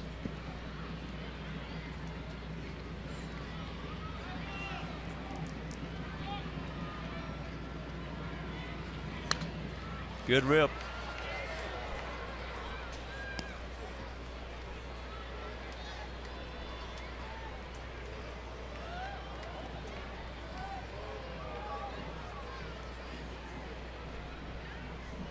That young man at the plate right now is going to be in the big leagues for a long time. Well, you would think so, because he's a smart player.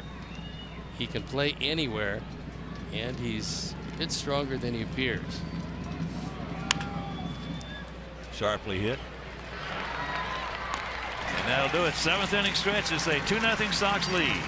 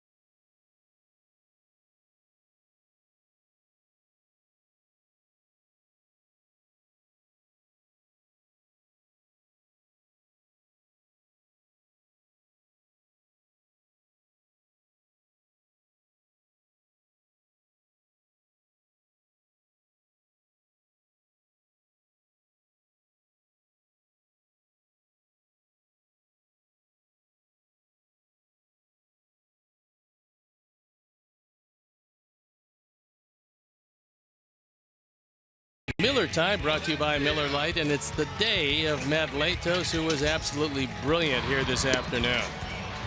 He went 6. He gave up just 1 hit, walked 1, fanned 2, got everything over the plate, changed speeds, did just about everything you'd want him to do. And he left to just 9 outs to cover for the bullpen. And very easily could have been no hits. Yes, it could have. So here's Valencia.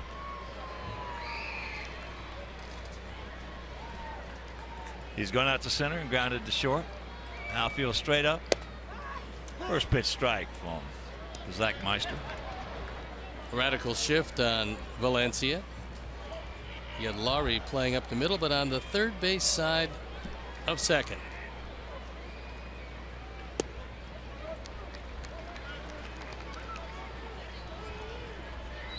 Zach's been a busy man.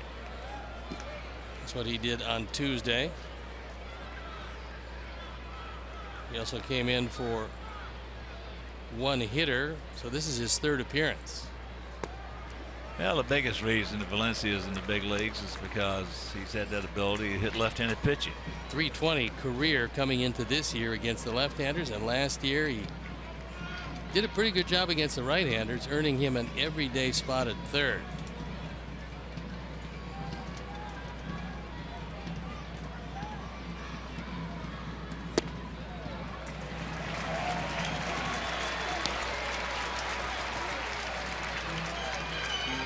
Matt Albers loosening in the pen.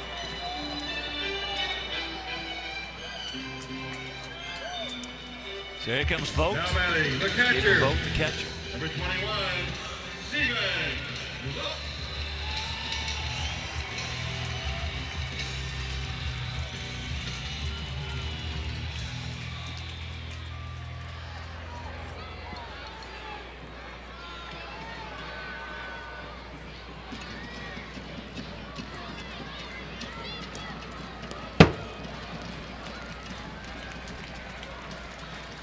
All got away from Navarro. Looks like that Got goes crossed up. past ball, and usually you would expect when the catcher runs out after something like that that he was crossed up, but now you got a man at second, so a new set of signs.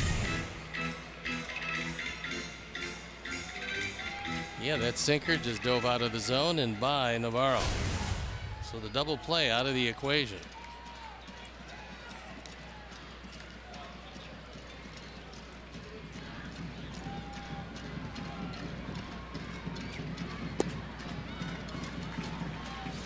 One and one to count. For the moment, they ruled that a wild pitch. The ball never hit the dirt, so we'll have to wait and see.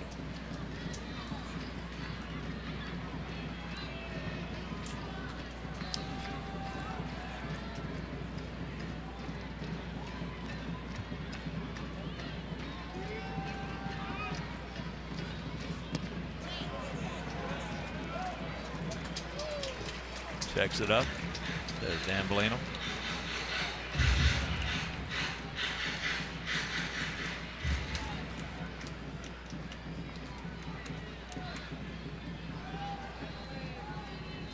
Two balls and a strike.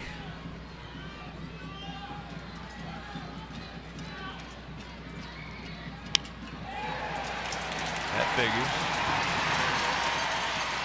Leadoff walk will get you in a lot of trouble.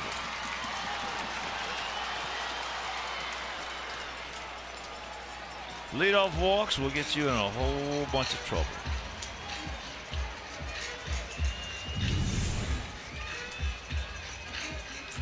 Both standing in there, caught it off the end of the bat just enough to get it over the head of Lowry.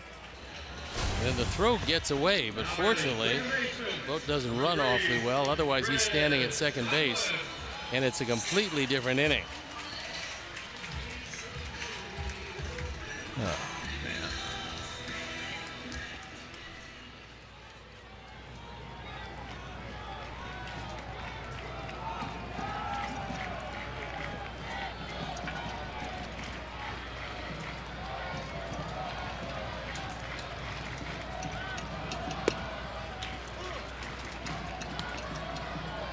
Tuck would dearly love to trade the double play ground ball for Valencia at third base scoring. Coghlan struck out, and then he picked up that single. Only hit off Latos back in the fifth inning. That off his foot. Meanwhile, the count 0-2.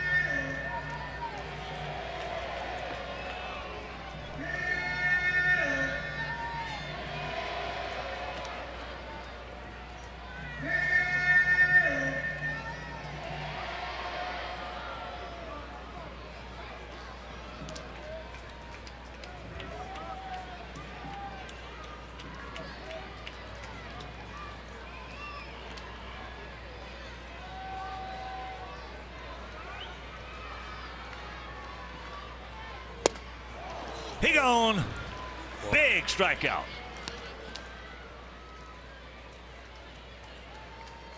Good fastball down and sinking, and Coughlin, who doesn't face many left-handers, comes up short on this. Mark Canha. Your attention, please, ladies and gentlemen. Batting for Yonder Alonso, number 20, Mark Canha. Canha, a product of just down the road at Cal Berkeley, along with Marcus Semien, Eric Johnson, and Bob Melvin. And so Robin comes out. He is motioned for Matt Albers to come in the ball game. So as Matt comes in, we'll step out and be back after these messages.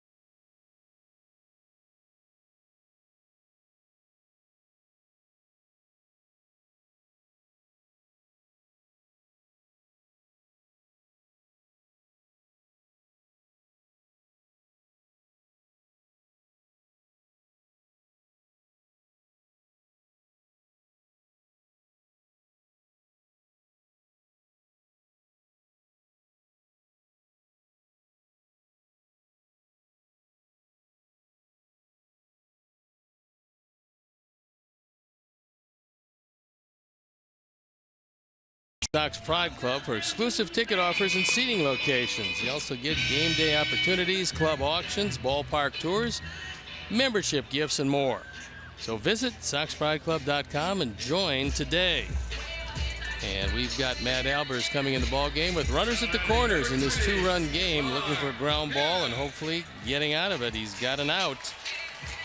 And that's the last time he pitched against this ball club. Threw the ball very well. And he's got to face very powerful Mark Canha.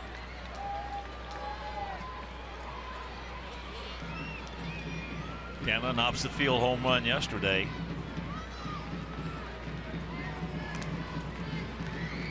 Just a high fly ball and didn't come down. Takes first pitch strike.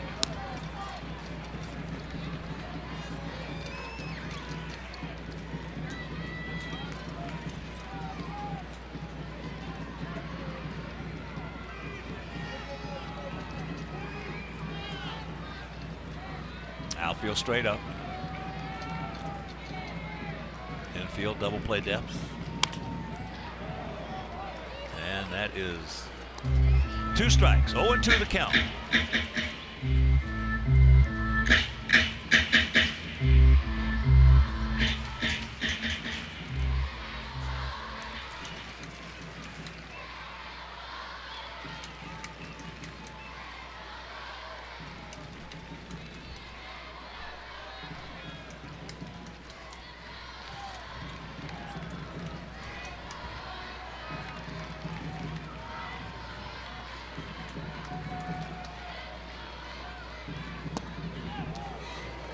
Good pitch, didn't get it. Oh, that was pretty close. After setting him up inside, he went away. That was a good pitch. That pitch had the plate. Take a look where it pops up on pitch tracks.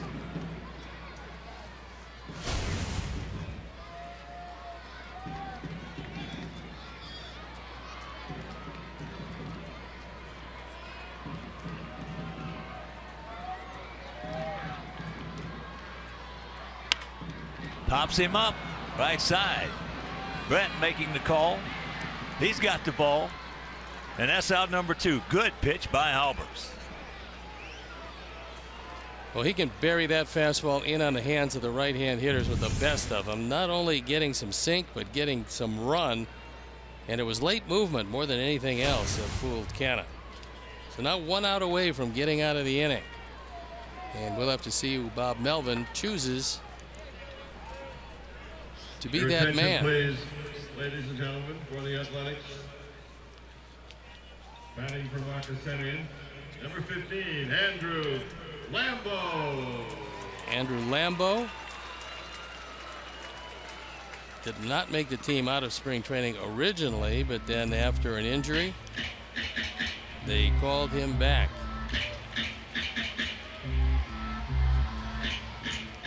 Here comes Coop. We're going to give him a little info on Lambo.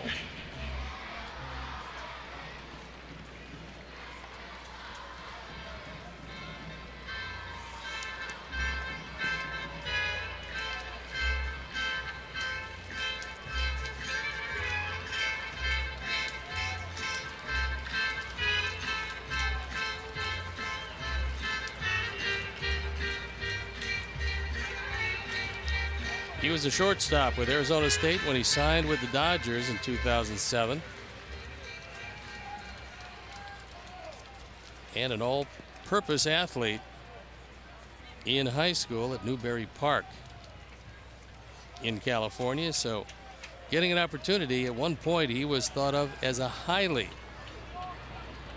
promising rookie with the Dodgers, but it didn't work out all that well for him. Well, he had 33 home runs.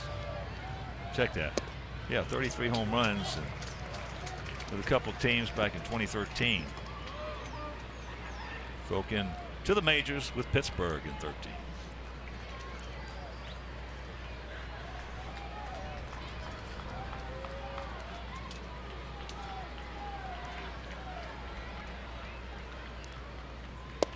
Yes, he did.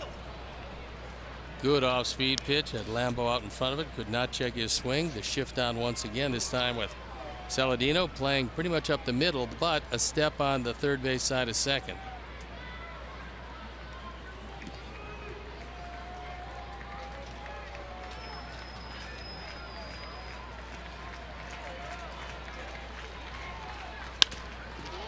All right, and what new? Matt Albers once again pitches out of the jam, and we'll go to the 8th, leading 2-0.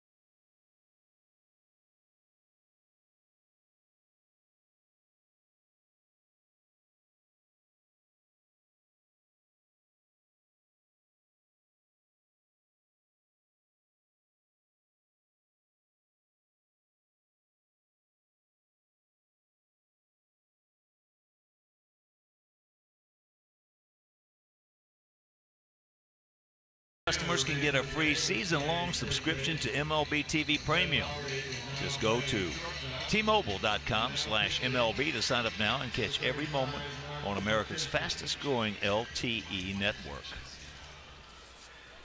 So we got a new pitcher coming in the game. It is Mark Zubchinski, the man from Oak Lawn, Illinois, right by the statue of Dr. Jack Ruby. And we've got some defensive changes with Mark Canna staying in the game, playing first base. And Jed Lowry shifts over to shortstop with Marcus Semien leaving the ball game. So Zubchinski in to get one guy, and he's at the plate right now, and that's Adam Eaton. Adam 0 for 3 today.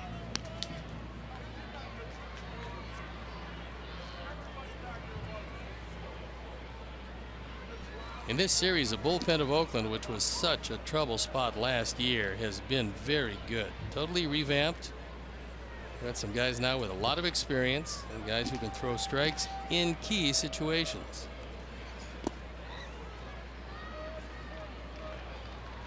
They'll come June and July. These guys are going to brush their teeth with their non-throwing arm. If the starters don't get things together, that will be the case. Oh, look at this. Just slashes that one. And he's going to go. And he's going to make it. Beautiful piece of hitting right there by Adam Eaton. Well, one of the things he does know for a fact is that Coco Crisp doesn't throw very well. And so in the meeting before the series, everybody finds out about the arms of the outfielders. We know Chris Davis doesn't throw well. We saw that last night. And today, Chris, playing left field, does not have a good arm, and so Eaton takes advantage of it. A huge insurance run out at second. So Melky's job is to get him over, even though you'll lose Abreu.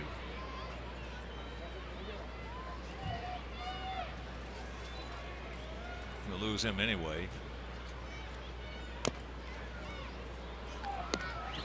And that, of course, extends his on-base streak to 26 games for Adam Eaton. And in those 26, his on-base percentage is right around .450.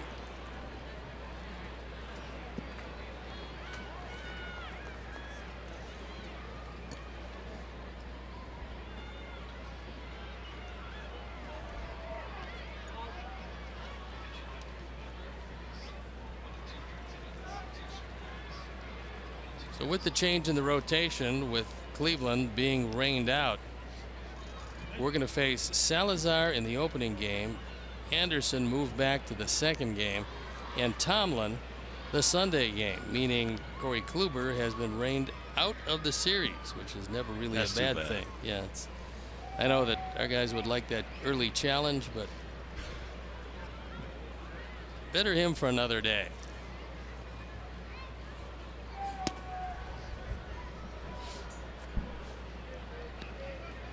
1-1 to count.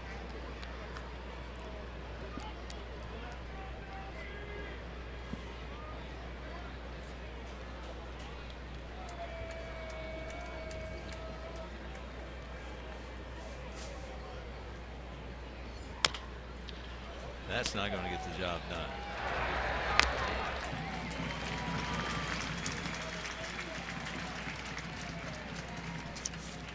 So here comes Bobby Melvin going to that pin.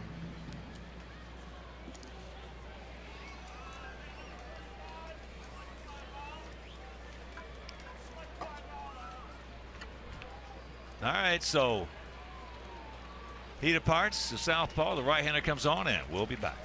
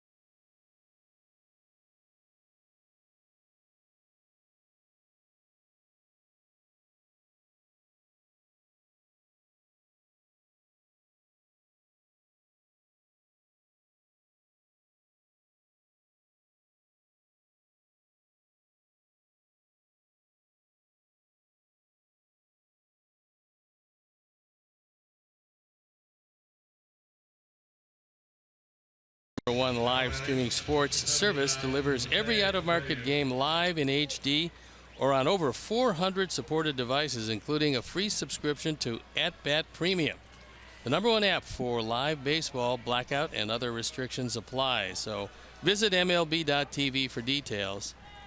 And so Ryan Dull comes in the ball game. We've seen him now for the 3rd time in this series. And here is Abreu.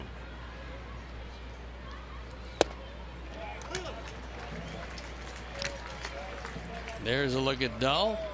This is his 3rd game. He's given up nothing so far. Been pretty impressive. First outing in this series, he was just strike, strike, strike, strike, strike.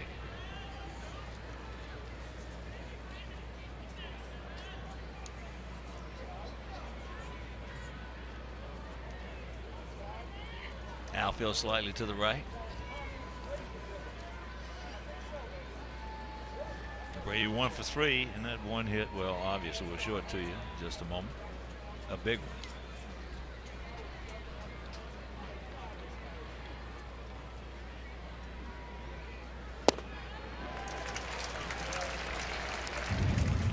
And here's that big hit.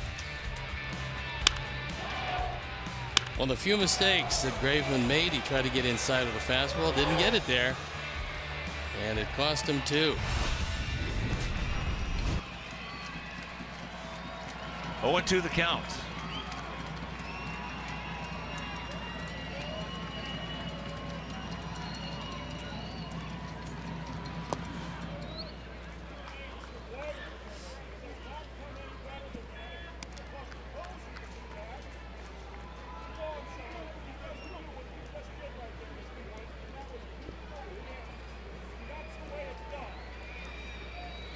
Frazier on deck, Avi Garcia on the hole.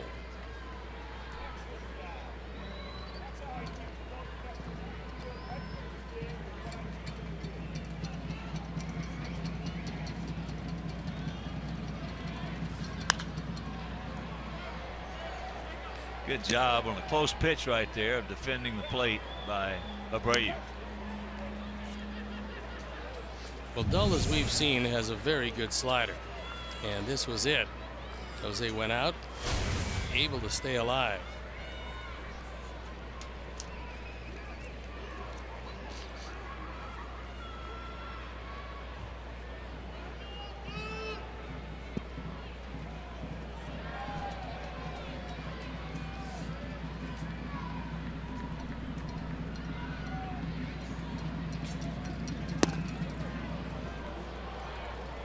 Two and two. You would think with first base open he would be throwing another slider here.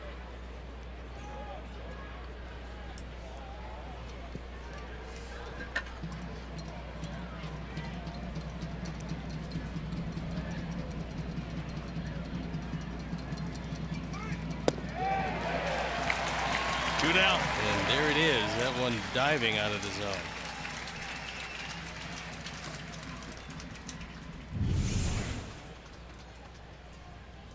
He's not going to go in the strike zone to try to get him with first base open. He doesn't want to walk him, but he allowed Jose to get himself out on a pitch out of the zone. So we'll see how they're going to go around this guy. Todd 0 for 3 today.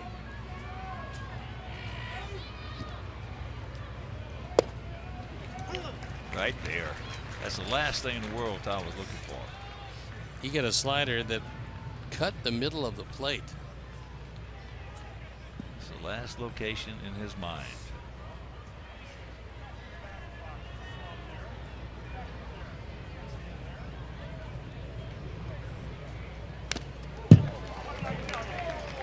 Very quickly to count 0-2.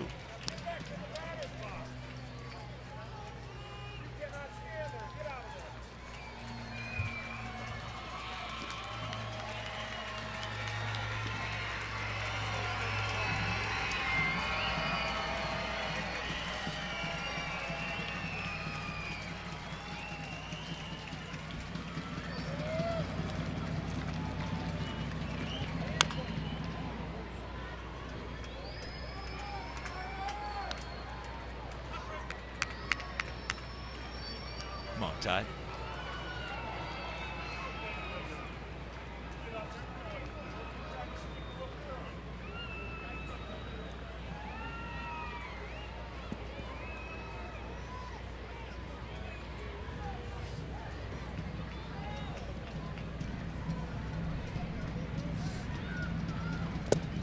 Ball gets away.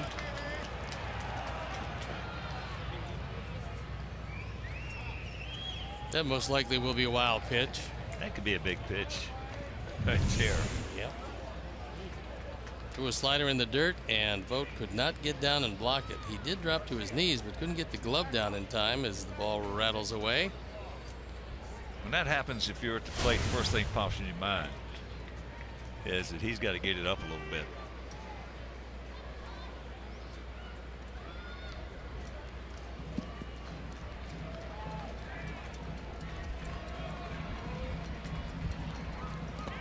No, he did not.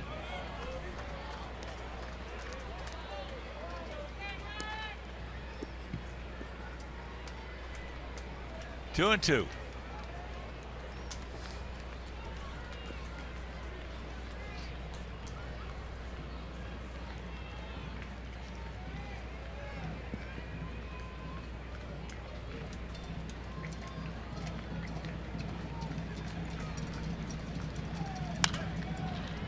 And that's a souvenir right side.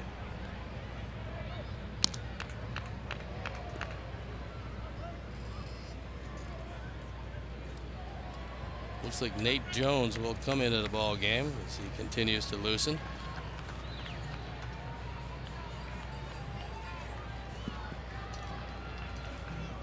Be a lot more comfortable with a 3-run lead as opposed to 2.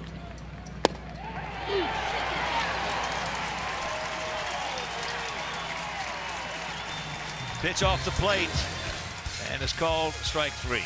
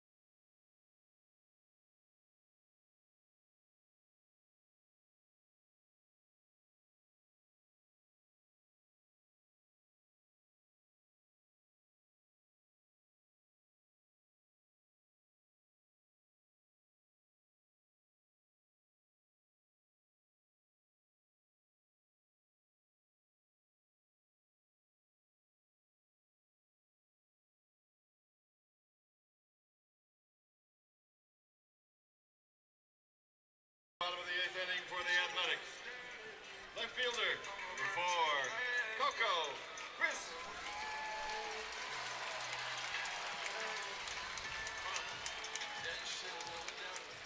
All right, Chuck, thank you very much. We got a new pitcher coming in the game. It is Nate Jones, who last time out hit a couple of men in the 8th inning of the second game of the season, cost him 2 runs. Unfortunately, Jimmy Rollins to the rescue with a 9th inning home run that won it. And there you look at the numbers. He won that ball game.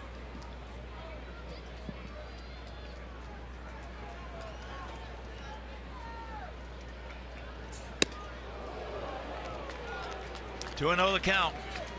And take another look at that pitch. Call third strike on Tide. Vogt's outside. Got the glove off the plate. The only thing Gabe Morales can say when he goes back and looks at that one, which he will after the game, is I missed it.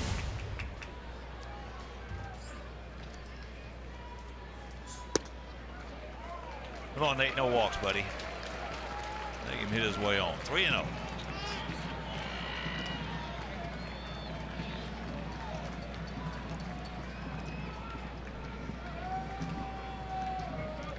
Two runs on 4 hits, 1 error for us. No runs on 2 hits, 2 errors for them.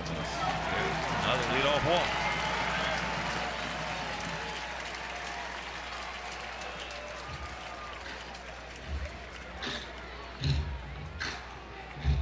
Now batting, center fielder, number 1, Billy Burns. Leadoff walk last inning. Leadoff walk here in the 8th. And here's Billy Burns. He's 0 for 3 today.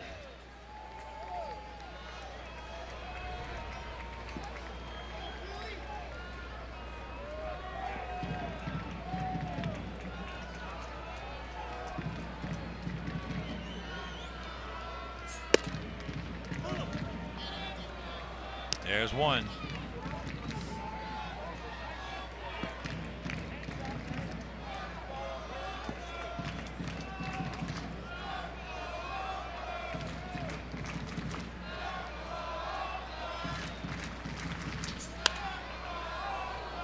And that's 2.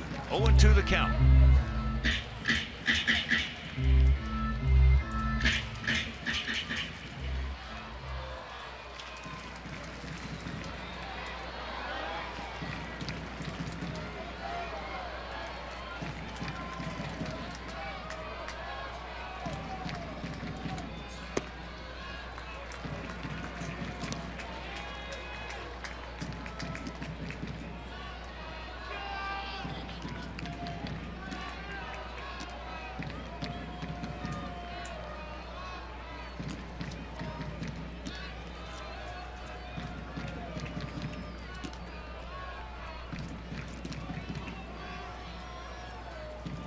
Short lead by Copeland. And he just did get a piece of it.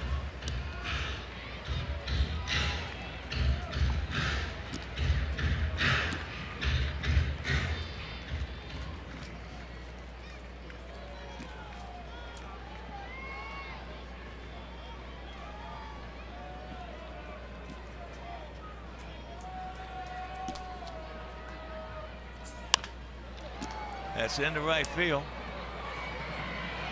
Bobby, he's there. 1 down.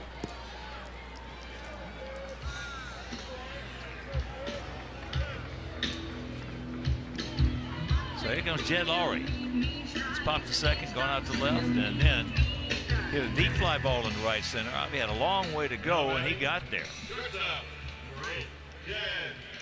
In case Nate has any problems this inning, Jennings and Putnam up in the Sox pen. Athletics also have activity in their pen. That's Liam Hendricks.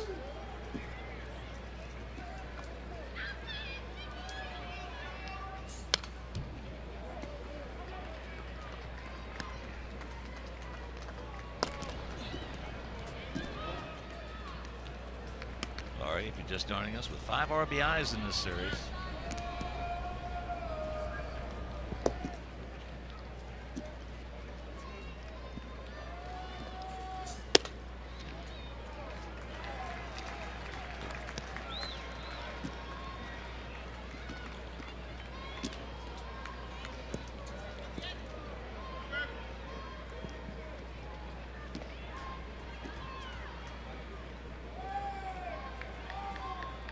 Two-run homer by Jose Abreu in the 6th inning.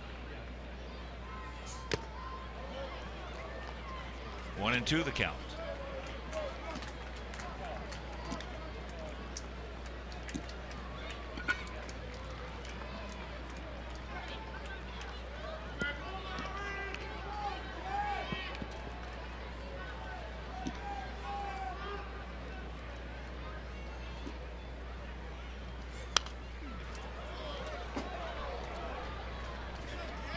Top of the strike zone, and he fouled it straight back.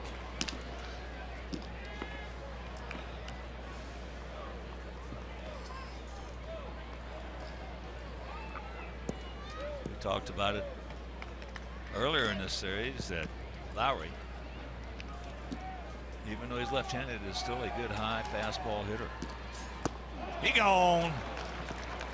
Nobody going to hit that low slider. That's the disappearing slider right there. They can stay ahead and use this. It's a huge weapon. Now batting right fielder, 22, Josh Reddick. So here's Reddick. Reddick with 20 home runs last year.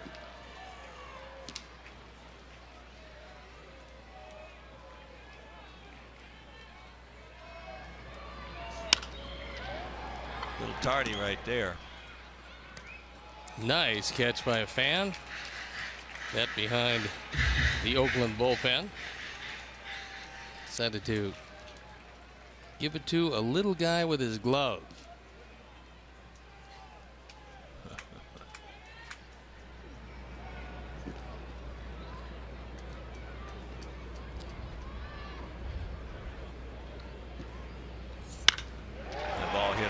But we got a man there. And that'll retire the side. So he pitches over the leadoff walk, and we're into the ninth, leading 2-0.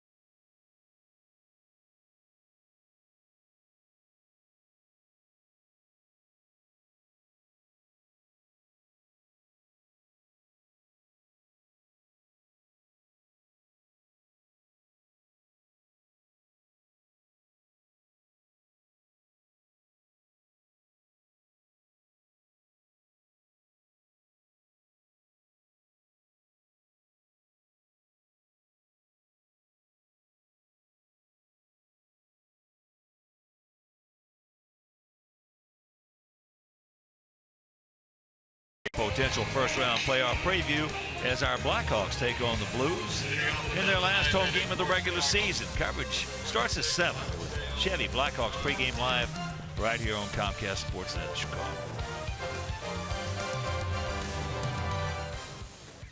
And we've got Liam Hendricks coming in the ball game, and he's going to pitch the ninth. The bullpen for Oakland has been good. Rodriguez, Zipchinski, Dull, and now Hendricks. Well, the two guys have been really impressive, been Hendricks and Dull. And Zabi. Zabi can't get it. Yeah, last year in just a brief appearance for Dull. Probably didn't have his feet on the ground or his confidence. ERA in 13 games, 4.24, but his slider is really good. And it's where, well, it's a good slider, but it's where he's throwing it is really outstanding. He hadn't hung one yet.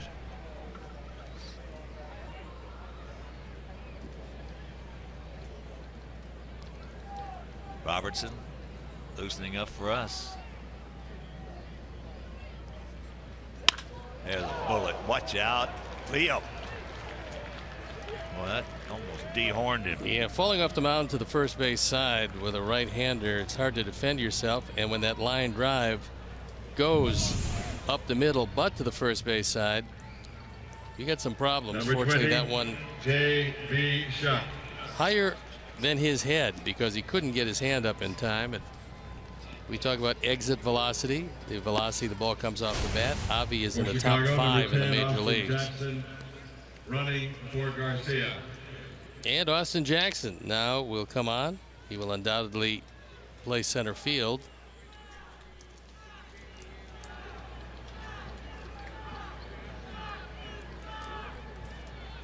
So here's Chuck, 2 ground outs to second, and a strikeout.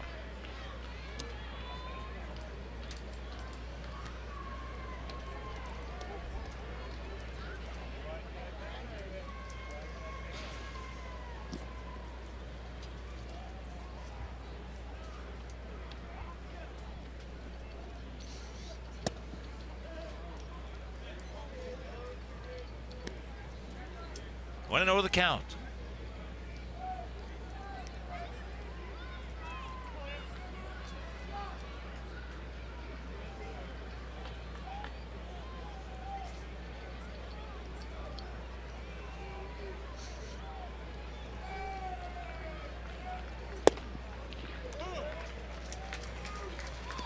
That evens the count.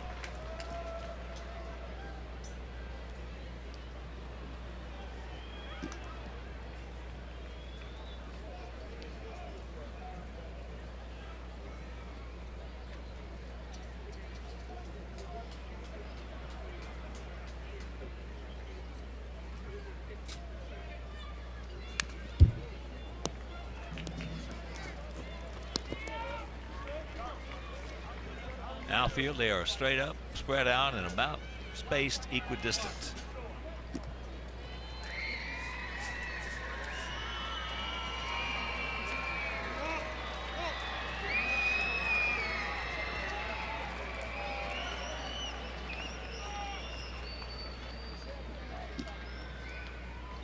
Austin, decent lead. In the dirt, nice job by Vogt. Just to keep it in front of it where that runner can see it.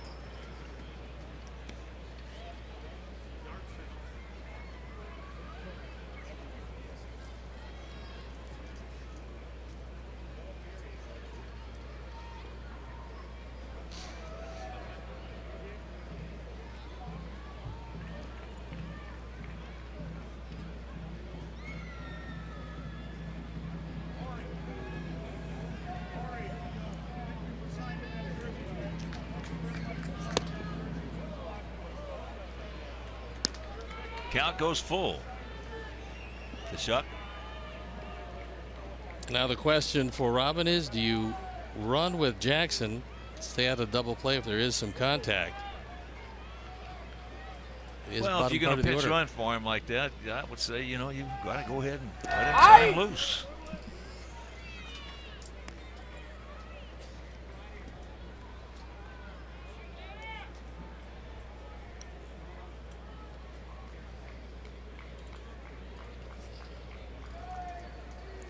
Of being passive now.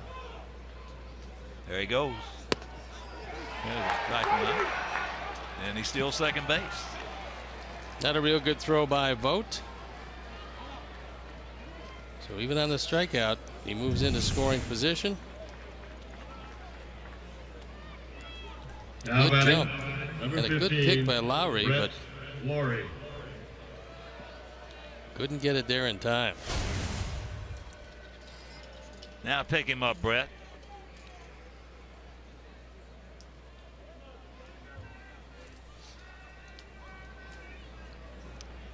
Brett 0 for 3.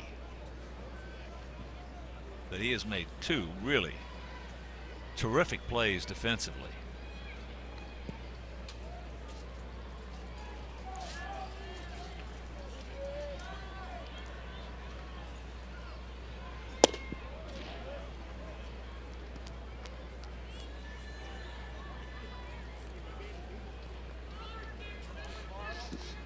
Outfield slightly to the right.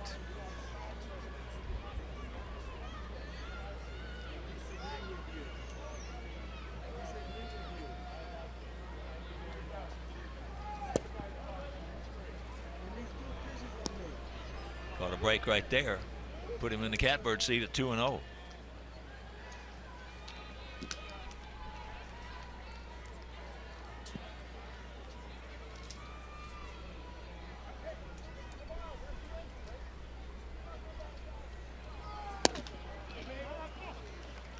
3-0. Turn him loose.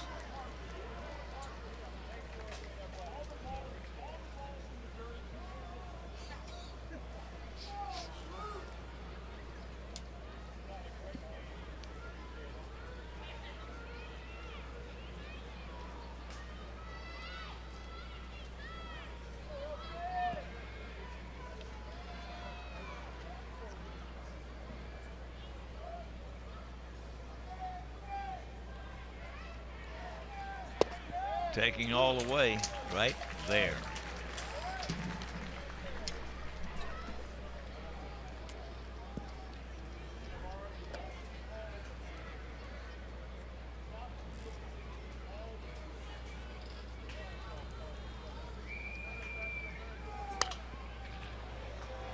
And now it's full.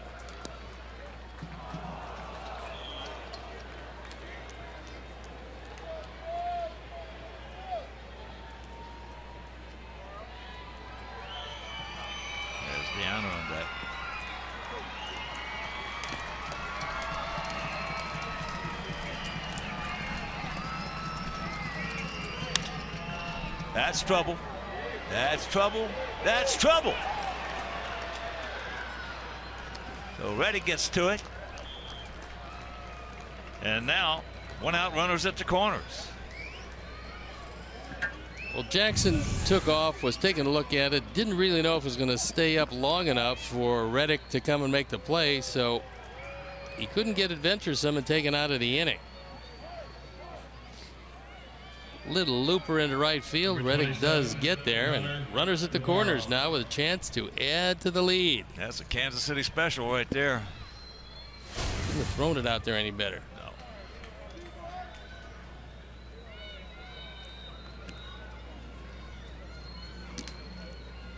So here's Deanna. He is due. He's 0 for 3. He's going out to left, grounded to first, and struck out. Safe situation, we're going to see David Robertson. Non-safe situation, that would be nice with a couple more runs. Zach Putnam throwing in the pen. Downer. Now heading to count 1-0. Boy, that first pitch strike in situations like this is huge. He's looking for something up in the zone, anything that he can drive, and preferably to left or center field.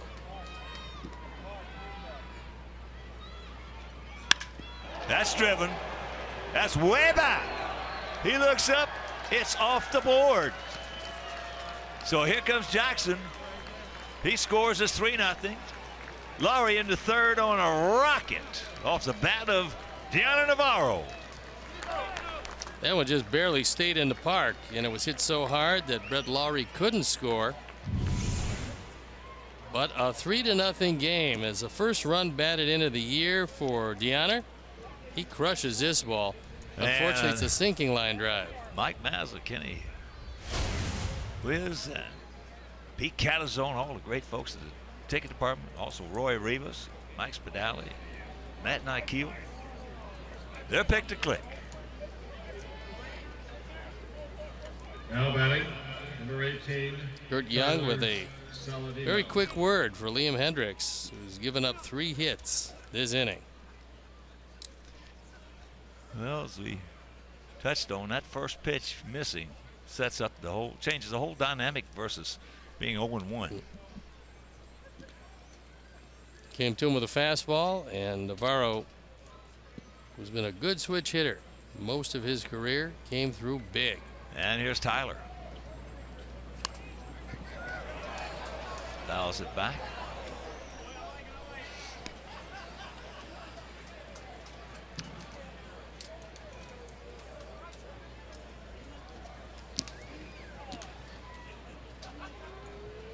So the attempted squeeze. That was a safety squeeze right there.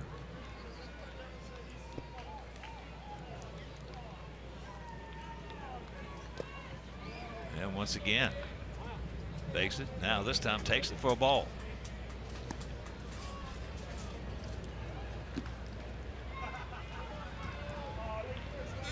I would say if there's one guy in the lineup in this situation that you think about doing that with. He's at the plate right now. And if he does make contact, he would certainly love to push it to the right side. Good rip.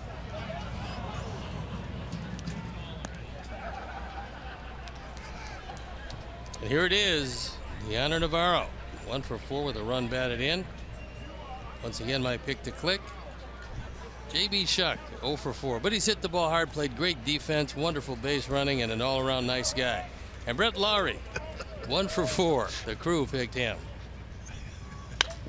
There's a shot base hit to the point, Tyler. And it's a 4-0 game. No stop now, boys. You sound like some of those debates we've been watching. That's it. All the BS. Just an all-around good man. Number 1. So Liam Hendricks having some problems, and the pen that had been so good the last few days finally giving way for Oakland here in the 9th inning. And I got to add, debates on both sides.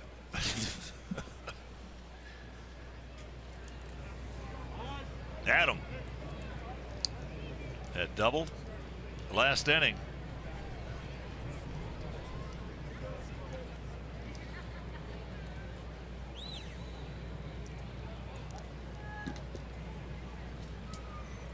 Now David Robertson will have a seat. It's a non-save situation, so Zach Putnam will continue to throw and come in the game.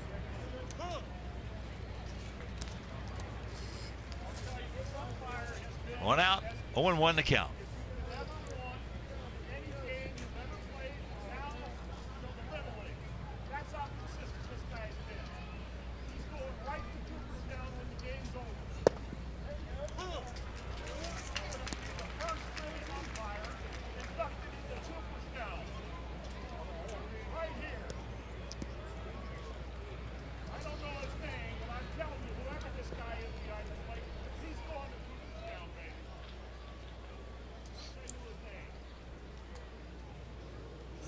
Watch out.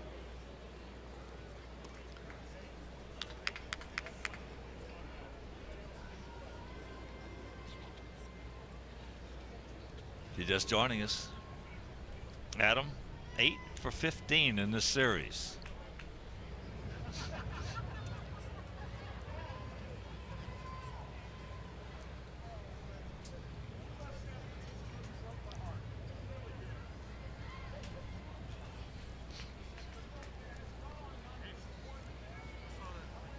Also, if you're just tuning in, scoreless game until the top of the 6th. Leadoff walk to Cabrera and then Jose Abreu. Opposite field home run. Just a bullet out of here over the scoreboard. And there's a shot base hit. That'll load him up.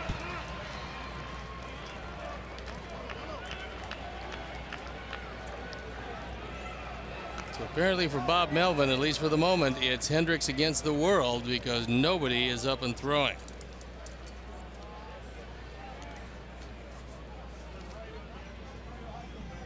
So Adam Eaton with 2 hits today.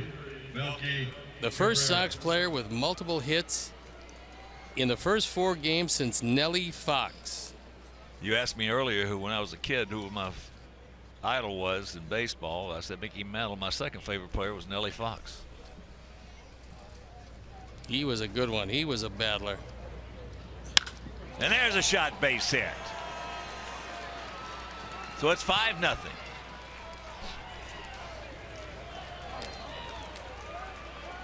Six singles this inning as the floodgates have opened, and Hendricks having some problems. Melky with his first run batted in.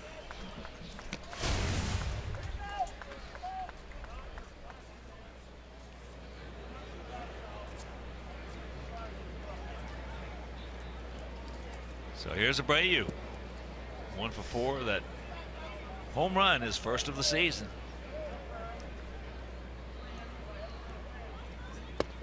Drops the hook on him.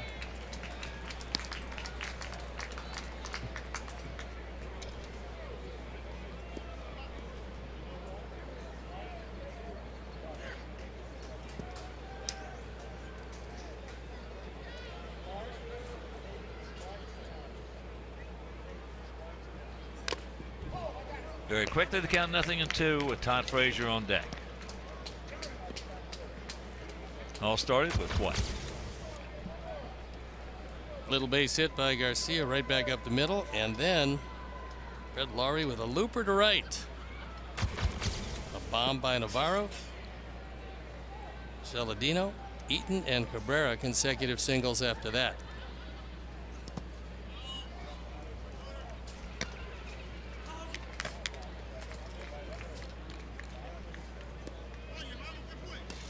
That rocket by Avi may have unnerved Hendricks a little bit. Boy, that ball gets there in a hurry, doesn't it? Well, leaves your hand, let's say average fastball 90 to 92, comes back at you well over 100. And that ball hit deep into right field, but they got a man there. So the tag, the score, and it's 6-0. Third run bat in of the day for Jose. Third of the year. The sacrifice fly. Now batting. And the 6-run lead.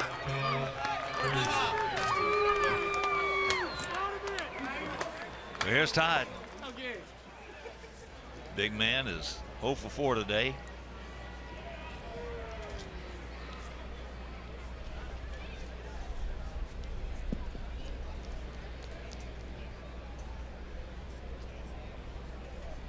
Last time up, got a bad call to strike him out.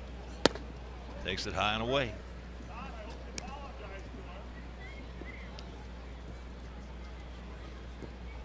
Oh, we didn't see much of this continuation hitting in the last couple of years.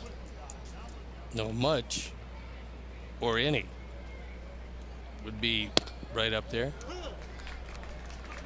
Nice to see it late in any ball game.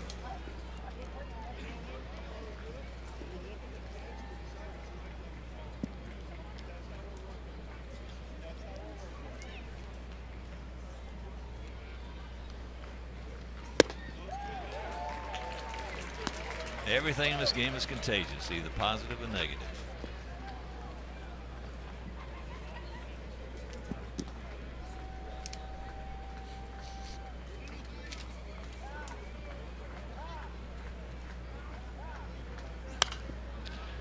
Talking with Todd after the game last night, he said he just absolutely loves what's going on with this ball club. Loves what's going on the field, loves what's going on in that clubhouse. Well, certainly you can understand that.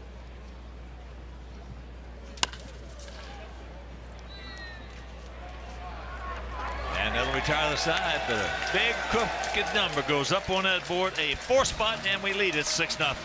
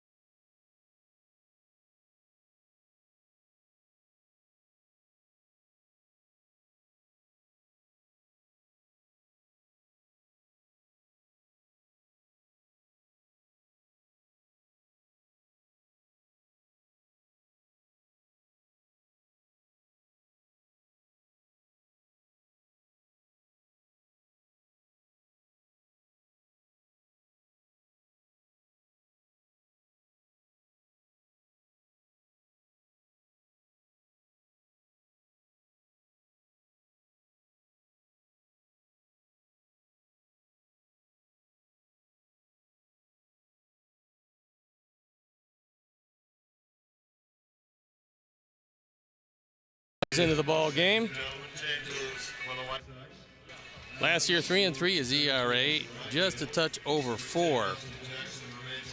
Wasn't 100% toward the latter part of the year, but when he was feeling good, he threw the ball very well, and we'll see if the splitter is up to standards today, as he's got a big lead trying to nail it down for Matt Latos, who was brilliant. Matt went 6 innings, gave up just 1 hit and no runs. In this, his first start as a member of the White Sox, and he could hardly have been better. So here is Valencia, who's 0 for 2. Going out to center, grounded to short, and walked. Adam Eaton will shift over to right field as Austin Jackson will go to center field.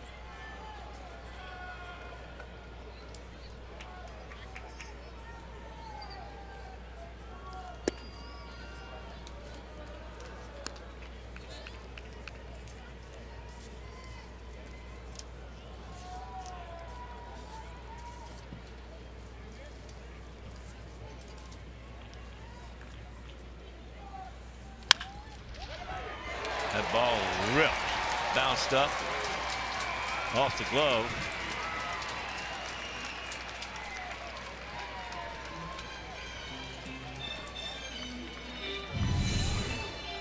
First hit of the day for Valencia. He hits a rocket. That's just the 3rd single of the day for Oakland.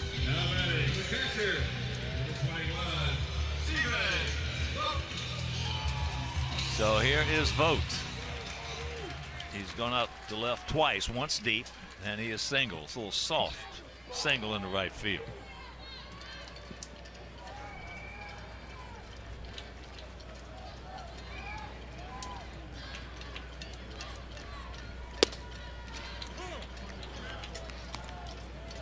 First pitch strike.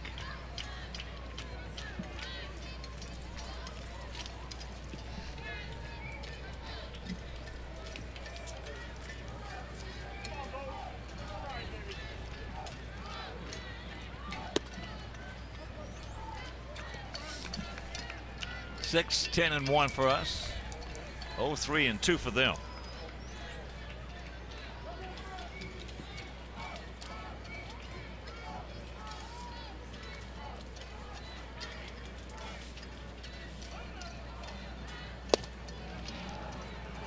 One and 2. That was a good splitter.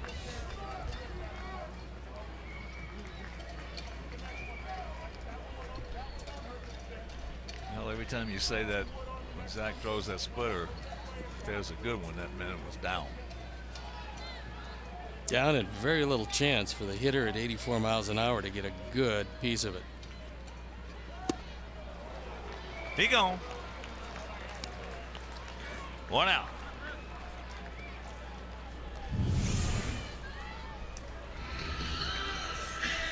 One just seems to float away from Vogt. Swung over the top of it.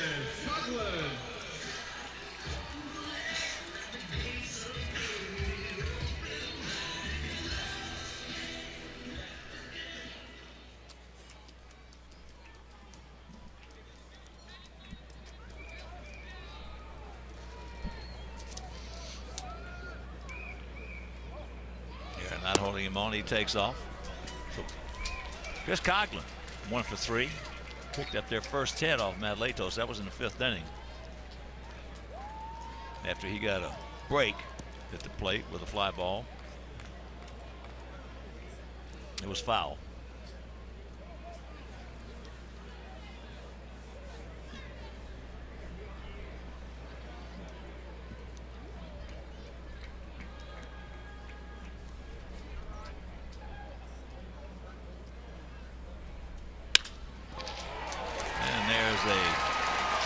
Base hit. They're going to wave him around.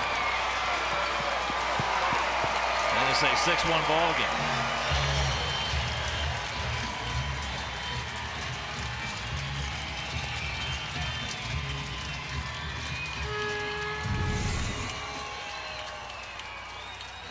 So after defensive indifference, putting Valencia in scoring position, Coughlin drives him home.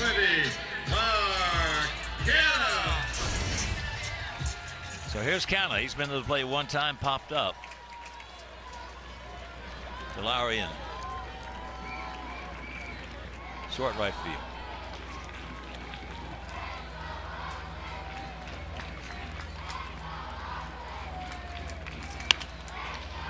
And yanks that one foul.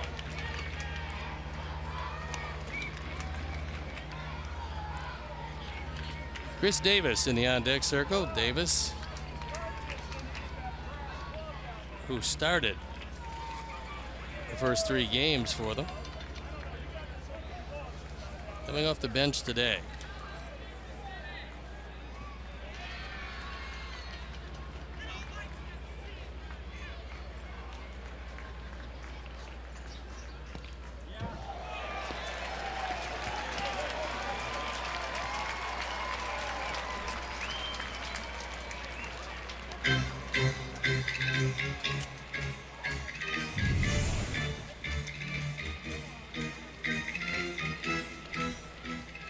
Backhand, nothing to it.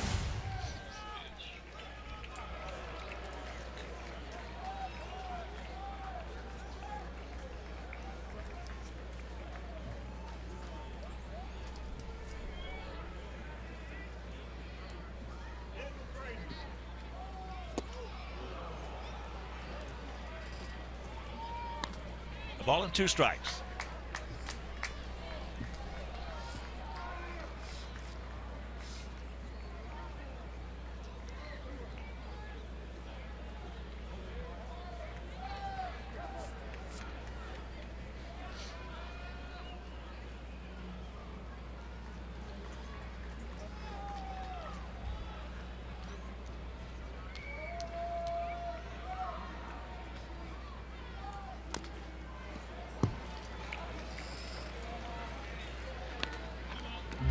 Good splitter. That one he was just able to stay alive.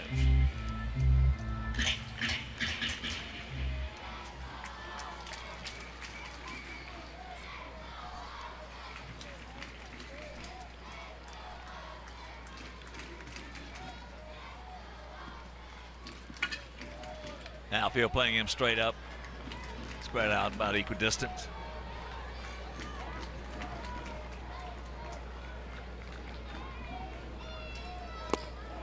He gone. 2 down. Our Sox trying to make it 3 out of 4 against these guys and make it a 3-1 start for the first time since 2005.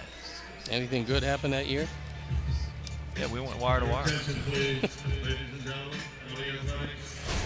Batting for Hendricks, number 2, Chris Davis. So here's Chris Davis.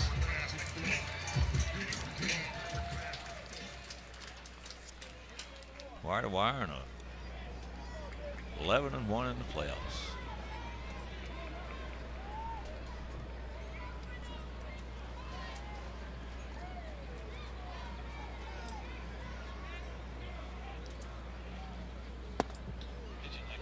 Davis takes ball 1.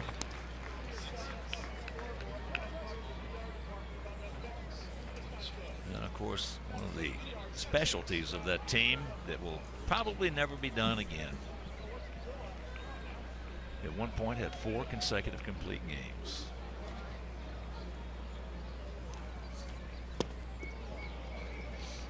In the playoffs. Pretty amazing. Anytime. It'll probably never be done again. Well, I know one thing that's going to be hard pressed to get done, and that is have 3 distinct different closers for fairly long periods of time in the same season. Shingo Takasu started off. That ball hit hard in the right field. But we got a man there, and this ball game is over. So the Sox indeed go 3-1 against these A's to start off the season. As a matter of fact, they now have won 13 out of the last 19. And boy, what pitching we got. How about Matt Latos? We got terrific pitching. Matt Latos today was absolutely brilliant. The bullpen was up to the task, and for the most part, the defense was much improved over last year, and that helped a 3-1 start. Now it's home to Cleveland, and this was a most entertaining series, and the player of the game, we'll take a look at it. And it is Jose Abreu. 1 for 4, but that was a big one. A 2-run homer. So he drove in 3 today, and the 2-run homer gave the Sox a 2-0 lead. They never looked back. A very successful Oakland will lead to a very exciting opening day tomorrow. All right, so for my partner Steve Stone, our director, our game director Jim Angio, our producer John Waldron, our associate producer Chris Kamka, our technical manager Mark Harper, also the executive producer Jim Corno Jr., and for one of my favorite crews in baseball, Pete Alonso, Tom Mecklin, Charlene, Janice, for Amy, also down in the truck, Vic and Gene. This is a Hawk. So long, everybody. Coming up next, Subaru Postgame Live with Chuck and Bill. You've been watching White Sox baseball on Comcast Sportsnet.